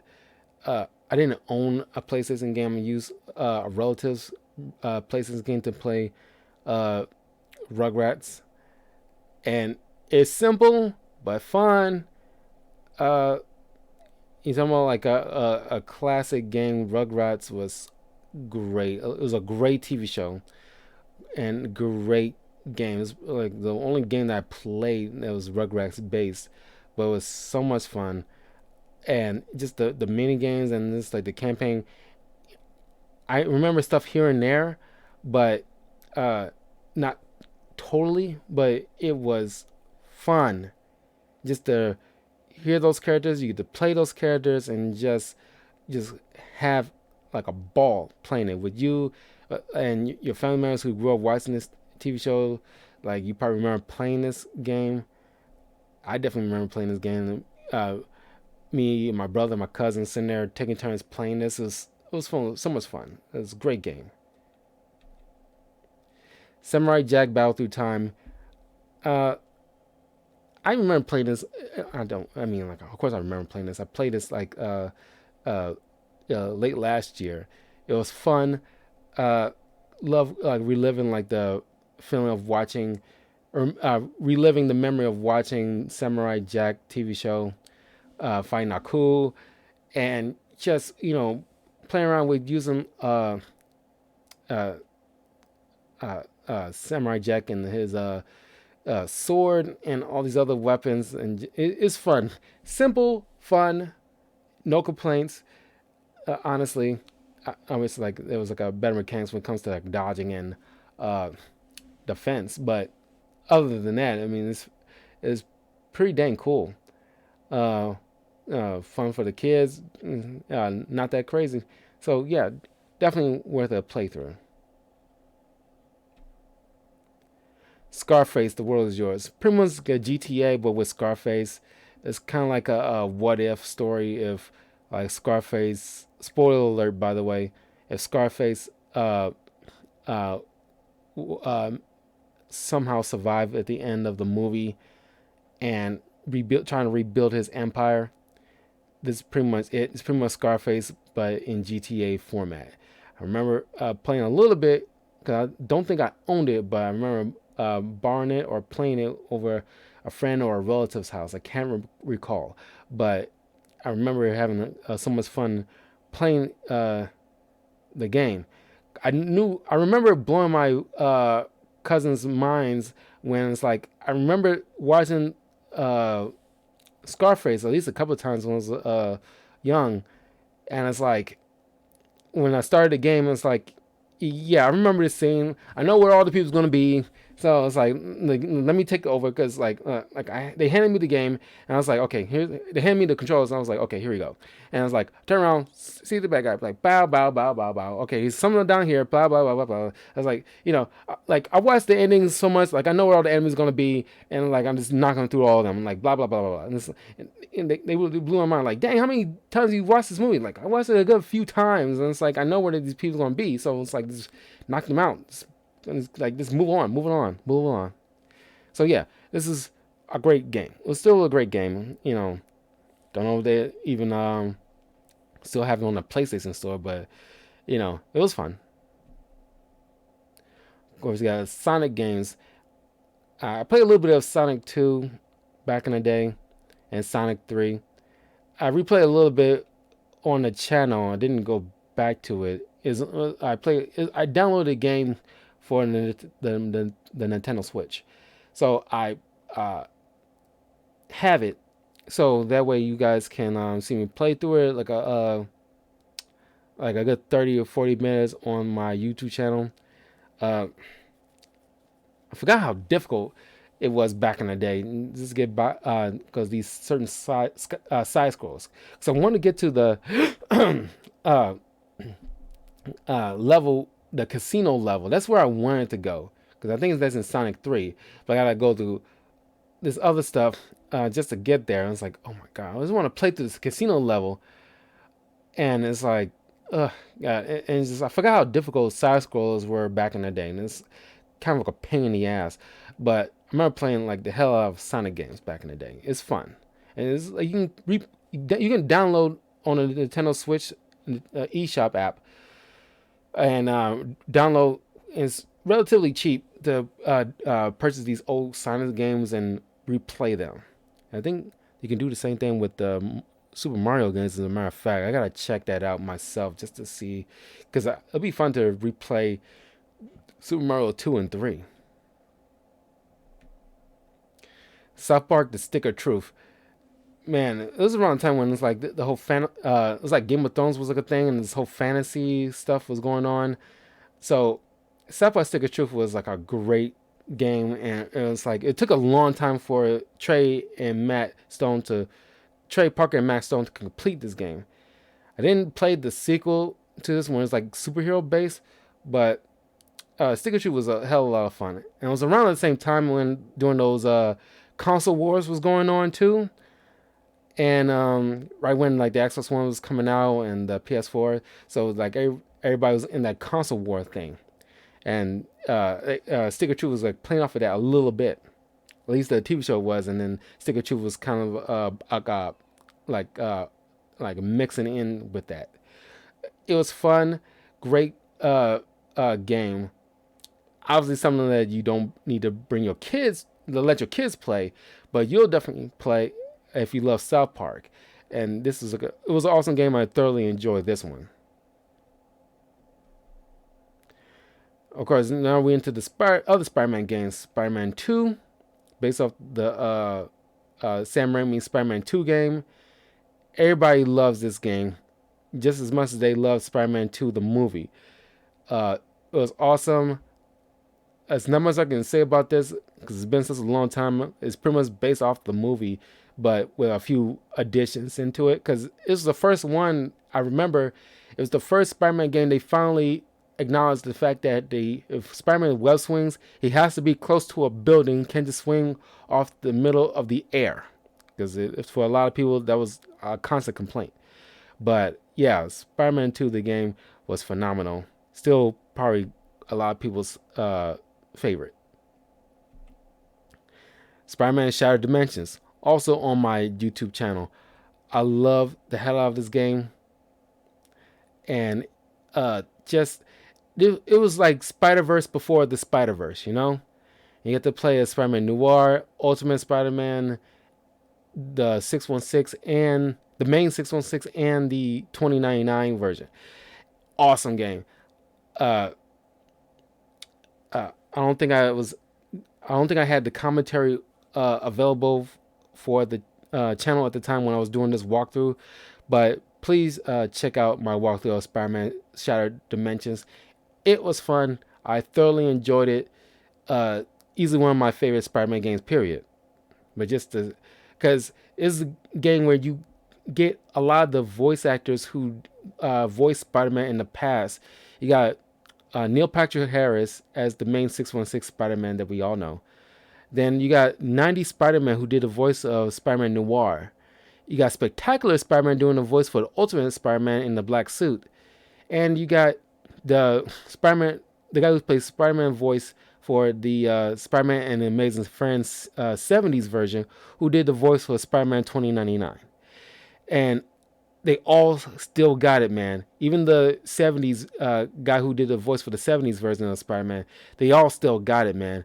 And it's an amazing cast of characters doing these voices again. And I love this game so much. Easily one of my favorites. I played this like at least multiple times. Then the original Sam Raimi Spider-Man movie based off the first movie, the game based off the first movie, and still awesome. Not much to say about this, but I thoroughly enjoyed it. I I still remember these moments in it, but so much fun, so much fun. Then I remember playing Ultimate Spider-Man on the GameCube, and this is when you get to play not only Spider-Man, but you also get to play as Venom here. And I remember playing the Venom, a Venom quest where you fight Wolverine in a bar, and it was so like, oh my god, it's so hyped and so much fun. And it was like I still thoroughly remember playing this game, and this is pretty much like Ultimate Spider-Man. It's not like the main. At the time, I thought it was the main Spider-Man, but at the time, but then I know there was different universes or different versions of comics based off a type of Spider-Man or a type of hero. So Ultimate Spider-Man is pretty much based off the Ultimate comics with the Marvel Ultimate, where it's like trying to modernize a bit, or at least bring in modern superheroes, at least the superheroes, and bring it into like, let's say they started in like mid to the late 90s moving forward kind of thing, or at least early 2000s, like mid 90s, late 90s to early 2000s, and say they started the whole superhero stuff in that timeline moving forward. That'd be the Ultimate comic storyline. But Spider-Man was probably the most successful comic run, more so than any of the other Ultimate Marvel comic heroes. But this is where the game was based off of. But it was like an awesome game. I kind of wish they bring this one back. and they got Star Wars Jedi Fallen Order. I played this game. It's on my YouTube channel as well. Uh, it's the first Star Wars game I played in a very long time. There's another Star Wars game I got on the list right after this. There's only two Star Wars games I ever played. This one's hell of a lot of fun, more fun than I realized. And you have to actually get to play a Jedi. I want these next Star Wars games, the main characters, I want them to bring it into like the Mandalorian TV show or some other Star Wars TV show. Bring them back. Uh, Cal Kestis, the main character in this game, I want him to come into a live action version. The guy who did the mocap, the actual actor, he can easily play a live action himself, obviously, and then come into a Star Wars movie or TV show and like establish himself because clearly he's not dead, unlike most other Jedi. So he can easily be like a Jedi Master by the time he comes back in some form in other Star Wars property. But this is an awesome game. But yeah, it's on my channel. You can watch the entire walkthrough on my channel. It was around the time I was still fairly new to the YouTube scene. So yeah, but the entire walkthrough is on the channel. Check it out. You will enjoy it. If you haven't gotten it, definitely get it. And then you got Star Wars: The Force Unleashed. Now I played this game way back in the day on the Xbox 360, and this is another character, Star Killer, that needs to come back because, of course, uh, Darth Vader's secret apprentice that turned good towards the end. The spoiler alert, turns good at the end of the game because this is like a relatively old game. Not relatively, definitely an old game, but definitely a character that's still beloved for a lot of people who are Star Wars fans and who are definitely fans of this game. Definitely can remember Star Killer because I remember the first trailer of this game back in the day when this character in the cinematic trailer pulled a Star Destroyer with the Force and dragged it down to the planet. How badass is that? Like just using the Force and just to drag down a star. If you are familiar with Star Wars, you know what a Star Destroyer is and how big that massive that thing is. And just to pull it from the atmosphere, because it wasn't in space, it was like still hovering over the Earth's atmosphere. But he used his force powers and dragged that sucker down from the sky into the ground and crashed it. That was the most badass move I ever seen a Jedi user use, at least at the time. But I want this character and Cal Kestis to come back in some format in future Star Wars property. I'm telling you that right now. Okay, now we got Street Fighter games. Street Fighter Third Strike, I remember playing it as an arcade game. It was fun, and I definitely thoroughly enjoyed it. I wasn't familiar with all the characters, just like the main roster, like Chun-Li, Ryu, Kuma, Ken. But I didn't own this game personally. It was like an arcade game, but I remember having so much fun with this. I know a lot of these other characters now when I'm older, and because they came back in Street Fighter V. We'll get to that in a moment.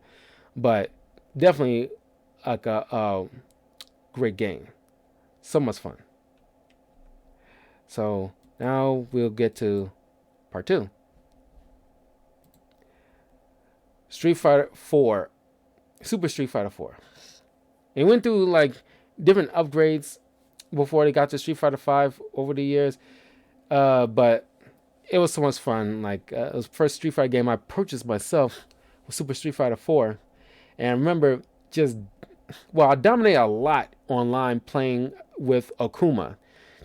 Of course, it's been so many years I couldn't get back into it because so many people has been playing it still constantly, and of course I got my butt handed to me recently when I tried to, not recently but at some point last year I tried to hop back into Street Fighter 4 and got my butt handed to me so easily.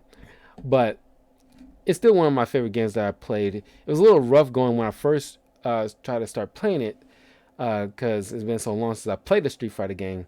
But once I kept playing it was like a hell of a lot of fun. I think I enjoyed the campaigns of these characters more so than the actual online gameplay. But Street Fighter 4 is like one of the best Street Fighter 4s personally.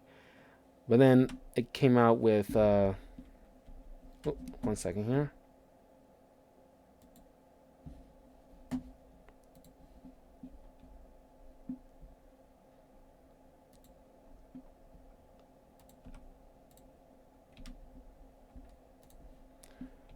Sorry about that. Street Fighter 5. Now, I played a little bit of Street Fighter 5, uh, some online matches back in late 2019, but yeah, it's been a while since I went back into it. Uh, but Laura, if you're familiar with the character Laura, one of the new characters for Street Fighter, I don't know if she's actually new. She might have been in another. She might be new. I can't remember, but definitely another video game waifu. This Brazilian woman is so fine looking. She's my best character playing this game. But as I remember mentioning when I was playing a little bit of this game, is that they did a fair bit of changes from Street Fighter 4 into 5 because the hitboxes, like I try to use Ryu, his hitboxes seem relatively short. Like he should, like it looks like he should be punching somebody, but it feels like he falls short by just like an inch, and it feels off. It's like you really gotta be up and close just to make some hits, and it always bothers me. And it's like subtle changes that kind of made make or break it for me. And it's like I can't play uh, my classic characters that I like Ryu and Ken. Maybe a little bit of Akuma, but man, I had to make some mental changes and gymnastics with like certain characters and like Laura, like she was like the only character that I got good with. But yeah, I still remember enjoying it. And I'm pretty sure it still made some updates here and there, but it's like I know they did some kind of conference last year at some point. I remember watching something on Game Informer, and they about like including some new characters and some updates and maybe some patches, maybe. But I don't know. Kind of hope for Street Fighter 6 one day, and maybe they'll make this Street Fighter game a little bit better because Street Fighter 5 had its issues in its inception, and they constantly had to make patches just to make it relatively more fun for people, at least better in a way. I still enjoy it. It's not like it's horrible. It's not something I would say is one of those horrible games, but it's just like, uh, I mean, it's all right. It's still solid. Strider. This is the first game I did for my channel, a walkthrough for my channel, and it was fun. And it's like just like a simple side scroller game, but it's like a modernized side scroller. If it makes any sense, because it was like a nice combination of 3D and 2D. And I'm not sure who, because it's like an indie game in a way, but not. But indie game kind of using a well-known property, and it's like a nice a mix between side scroller 2D with 3D. I don't know what you will call it, but this was a fun game I did for my channel. And of course, my audio probably wasn't, at least I don't recall my audio being that good at the time. But if you go way back into my list of videos, or at least type in Talkative Karl and Strider, you'll see, or Strider walkthrough, or just go to my channel, you will see my older Strider videos, and you'll see my uh, just like my naivete when it comes to streaming. And I completed the walkthrough, but it's like this is my oldest uh, uh, walkthrough that I started, but I still thoroughly enjoyed the Strider game. And this is like right off of my nostalgia of Marvel vs. Capcom 3, because Strider was extremely good in that game, and I've gotten really familiar with Strider from that game. So I figured like, okay, I'm playing like a Strider game for the first time, because Strider was like a popular game way back in the '90s. So I never played a Strider game before this, so it was fun. I thoroughly enjoyed it. Teppen. Now this is like a good like app game I still play from time to time. It's just like a fun Capcom card fighting game kind of thing going on. Uh, Definitely give this a try if you download this game. It's like a fun app to play. Using like certain classic cards based around a lot of Capcom iconic game characters, like Resident Evil, Street Fighter, Monster Hunter, Mega Man, Devil May Cry, Dark Stalkers, that kind of thing. Definitely give us like a download this game on your phone or your app. It's just like a fun game, especially if you like some classic Capcom stuff. Tetris, if you watch me playing some Tetris game on my channel, it's a nice little fun classic game back in the '90s. Well, at least it's like an '80s game technically, just like Pac-Man was technically an '80s game maybe, and still fun, still holds up, simple. And it's like you gotta appreciate how simple a game is and how timeless it can be. It's kind of like Asteroids in a way, same vein as Asteroids. I haven't played Asteroids in a long time, but it didn't hit me as well as Tetris and Pac-Man did back in the day. You know, the Punisher game. I really want this. I remember trying to look this up, see if it's on like the PlayStation Store. It's not. I really want to come back to play this game again because I didn't finish it back in the day when I had it because I didn't know how I know now how certain mechanics work, like how to get your life, uh, retrieve your life again when your health is low, and uh, certain not puzzles, but it's like how to maneuver certain obstacles that I did not know back in the day. Because this is right around the time when that Thomas Jane Punisher movie came out, right around that time frame, I think. And it's like, man, if I had this game right now, I will kill it, man. But this was like a fun game. Just watching the deaths when you are playing as the Punisher and you're like uh, torturing people for information and then killing them. It's so much fun. Just playing this Punisher game is amazing. I remember it being amazing. And all the death sequences were like probably like the fun death sequence to watch and like a good like viewing. They got Rise of the Tomb Raider, Crystal Dynamics. That was fun, man. A nice little reboot of the franchise. Because I mentioned in my favorite superhero movie, I brought up Tomb Raider reboot, but I didn't have it on the list. But the Tomb Raider Tomb Raider reboot movie was based off of this. At least the game prior to Rise of the Tomb Raider, because I didn't play that, but I played this after it, because this was the sequel to the rebooted game prior to this, and this was fun, man. It's a nice continuation, an updated version of Laura Croft. She's not like this big boob woman. This is like an actual woman, the way she would realistically look, and nice, a nice change of pace with Laura Croft. It's like another one of my favorite video game characters, but definitely another video game waifu for me, and just that British accent really gets me, and just like the graphics are phenomenal, especially when the beginning of the game when you're traveling through the snowy landscape. The snow looks so like realistic snow and crisp air and like clinging to the body and everything like that. It looks phenomenal.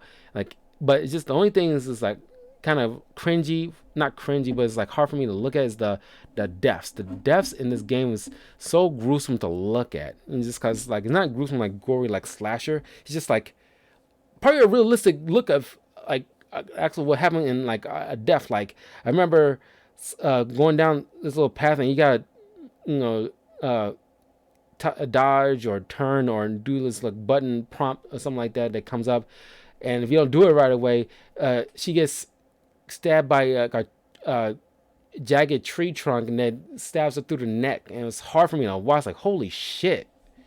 It's like, okay, I do not want to watch any one of these gruesome deaths you go through.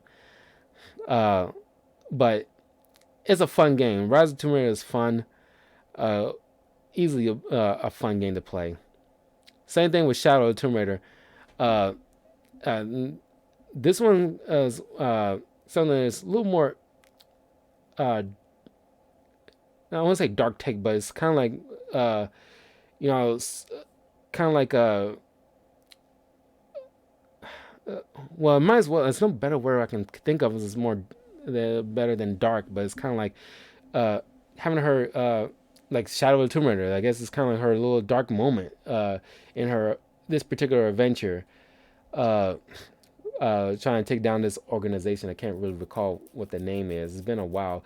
I I want to. I can't wait for the sequel to this game because it'll be very interesting to see what she'll do then. I'm pretty sure it's obviously going to be on the next gen consoles, but Shadow of Tomb Raider was fantastic. I love playing. This is probably the best Tomb Raider games that I played, honestly. Now, Watch Dogs and Watch Dogs 2. A lot of people don't like the first Watch Dogs game because it's based in Chicago. That's probably why I got the game. And people expected, this is Ubisoft, of course, people expected, or at least had high hopes for the way they depicted how the first Watch Dogs game, the way, if you look up the original, like, first gameplay preview or the first trailer of Watch Dogs, the first Watch Dogs game, and the finished product, you'll see like a distinct a difference between what they touted it as compared to what came out. I still technically enjoyed it for the most part because you got a game based in not something like in New York, which constantly a lot of games do or movies do. Is like, oh, it's based in New York. It's like you got like a Chicago-based game, and they actually, did some research about like a lot of like Chicago area. So like, of course, I love exploring. Like, okay, you get to I get to be in my city and go around and just explore downtown Chicago. And of course, they took a little liberties here and there, but it's pretty much like a relatively detailed look on Chicago. I still have a lot of fun. I like Aiden Pierce as a character, unlike most people, but I still enjoyed him. I understand why people did not like him because he's bland in some cases, but I kind of still like him. He's kind of like the Punisher in a way. He says what he needs to say, but uh, but the sequel, Watch Dogs 2, based in San Francisco, I forgot the character's name, but I will do like a Watch Dogs 2 walkthrough. I will do that at some point, maybe some point later in the year. I'll do a Watch Dogs 2 walkthrough for the channel. Uh, but I did have fun. They kind of like took what people did not like in the original Watch Dogs 2 and and um, uh, and improved it in the sequel. Of course, there's Watch Dogs 3 Legion. That was definitely got downgrade. I'm sorry. I watched a walkthrough of that and contemplated on doing a walkthrough of that, but the way that reviews, it was only okay for a lot of people at best. But the whole idea with like a character that you have dying, then you switch to another character in your gang kind of thing. It's like it's a neat idea, but it's like not for me. But Watch Dogs 2 was definitely an improvement. I like Watch Dogs 2. I'll definitely probably revisit that in the future. Wii Sports. We talking about like a fun family game. I want them to bring back Wii Sports. Wii Sports was fun when the original Wii was out, and I played this with my family a lot. Even my father, who barely plays video games at all, he loved playing Wii Sports. Just like my stepmother loved playing the Wii Sports game. My brothers, uh, my cousins, they came over and loved playing Wii Sports. I played the hell out of Wii Bowling. And my father, I think he played a lot of Wii Golf. But we love playing Wii Bowling as a family. But man, I got a heck of a lot of workout playing the Wii Sports game. I think my still might enjoy the Wii Fit part of the game. But please let me know which part of Wii Sports did you like. You want this game to come back for the Nintendo Switch? Because I definitely think they should. Because this was like a hell of a lot of a hell of a fun game. I loved Wii Sports and Wolverine the game, man. This is also on my YouTube channel. Uh, just like Deadpool the game, uh, Wolverine the game was way better uh, of a game. I mean Green Lantern the game, just like Green Lantern the game is better than the actual movie. I thoroughly enjoyed playing Wolverine the game for the channel. It was fun. Uh, it's just like a nice little nostalgia game for a lot of people. A lot of people say this is like honestly the best, one of the best X-Men games. Period. But Hugh Jackman, honestly, I hope Hugh Jackman comes back for the MCU as Wolverine. I really, really hope. I want to will it into the existence because Ryan Reynolds bugs him about it a lot, and you see a lot on his Instagram. They obviously are friends, but every once in a while he's in like that Deadpool costume or at least doing something just to egg him into coming back as Wolverine for the MCU.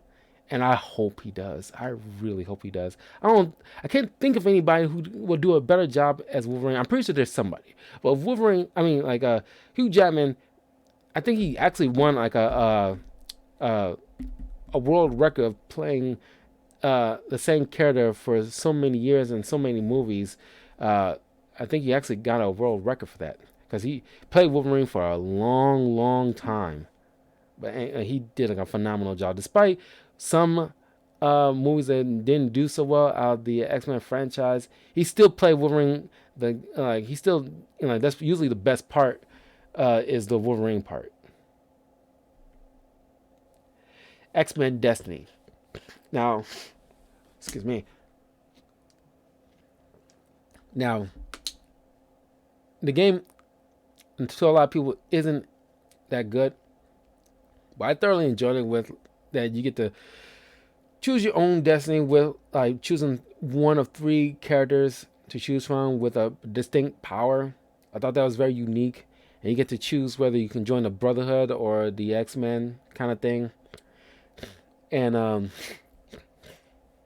the overall story, pretty much each character got like a different uh, historical background, and you get to choose which one gets like a mutant power that to get to spring up. Now, that'd be fun. I don't know if this game is something I can. I don't know if I still got this game or not, and I don't know if I'll leave it up to you guys. If you guys want me to uh, try to get this game again and play it for the channel, if you guys want to, I can definitely consider if enough people say so or ask. This is something like I I've been debating in my mind when I put it on the list, but I'll leave it up to you guys if you guys want me to play this game for the channel. And if enough of you guys want to, I'll definitely do it. X-Men Legends. This is another great GameCube game, but I never finished it. And I remember it was being so much fun. And a lot of people love this game. They tout this game as being like one of the best X-Men games. They did make a sequel to it, but I never played it. But people say it was like still as good as the first one. But yeah, X-Men Legends was awesome. I really wish I could have finished it because, like I said, like a few of these games on this list, it came out in a time when YouTube wasn't really a thing, so I couldn't really look up how to get past certain obstacles because it was kind of annoying. I didn't know what to do, so I kind of just gave up, to be honest with you.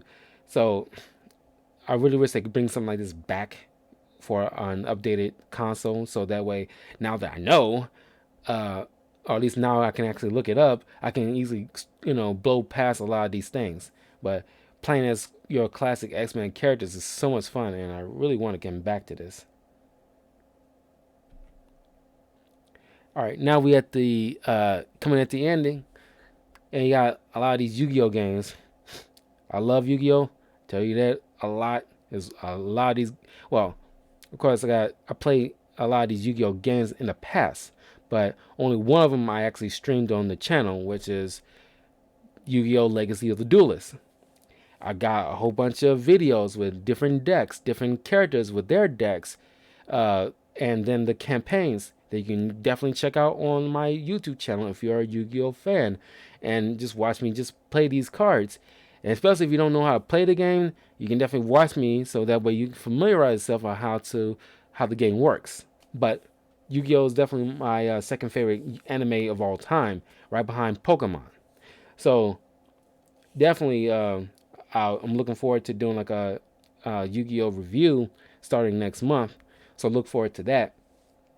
So, uh, yeah, Yu-Gi-Oh Legacy of the Duelist is like still a phenomenal game.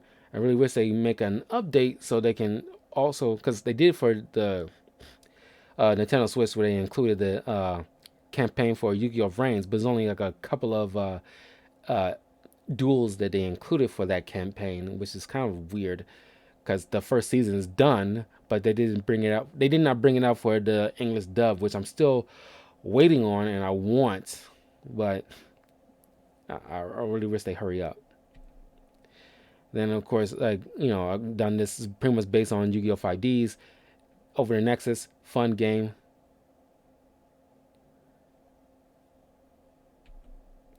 And then I played this on the GameCube, another fun GameCube game back in the day, the False-Bound Kingdom.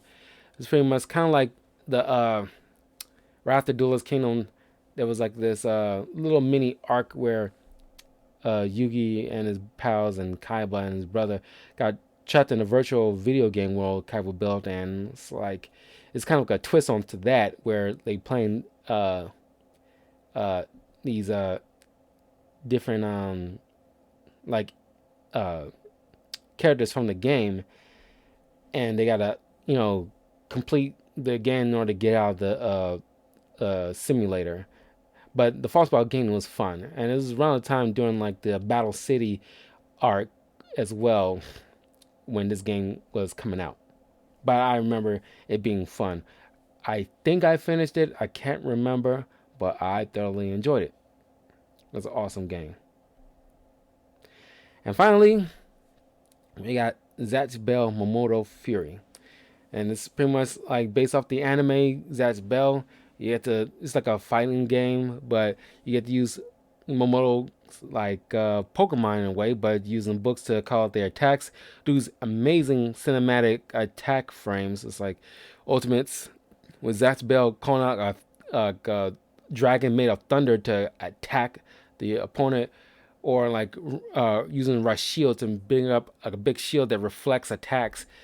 It's awesome. This game was very awesome back in the day, and I really wish they bring this back in like an updated format. But it's one of those old school, not too old school. This is like around like early 2000s anime, and I really wish they bring it back.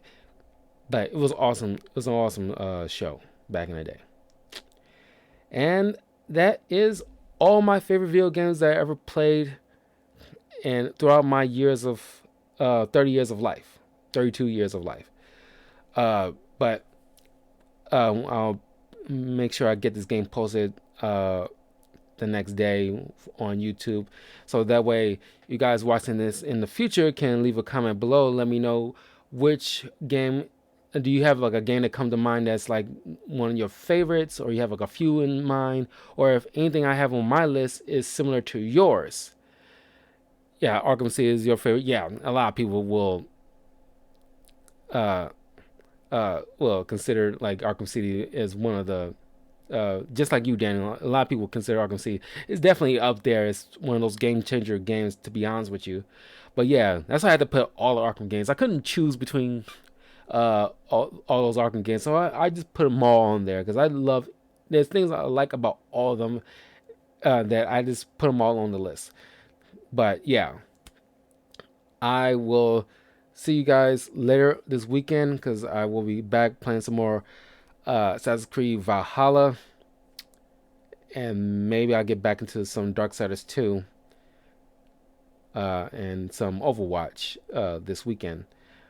But next time I'll do like any on camera stuff, I will be doing like a review for the first season of Yu-Gi-Oh and doing a review of that, and I will be doing my uh, watch along or live commentary of uh, the first two episodes of Deadliest Word for the channel, but it's gonna be spaced out a little bit. But that's what's happening next month, so look forward to that. So have a good night. I'll see you guys soon, and yeah, I'll see you this weekend. Yeah, yeah. This is new for me. I'm just getting my footing here, but it's a learning curve. So hopefully in the future, I can figure out how to work a green screen because it'd be nice to have something in the back to do something with. But I haven't. I looked online how to do it, but for some reason it's not working for me. But maybe at some point I'll get it figured out. But have a good night. See you guys soon. Glad you all came in to drop in to say hello. And see you guys this weekend. And take care.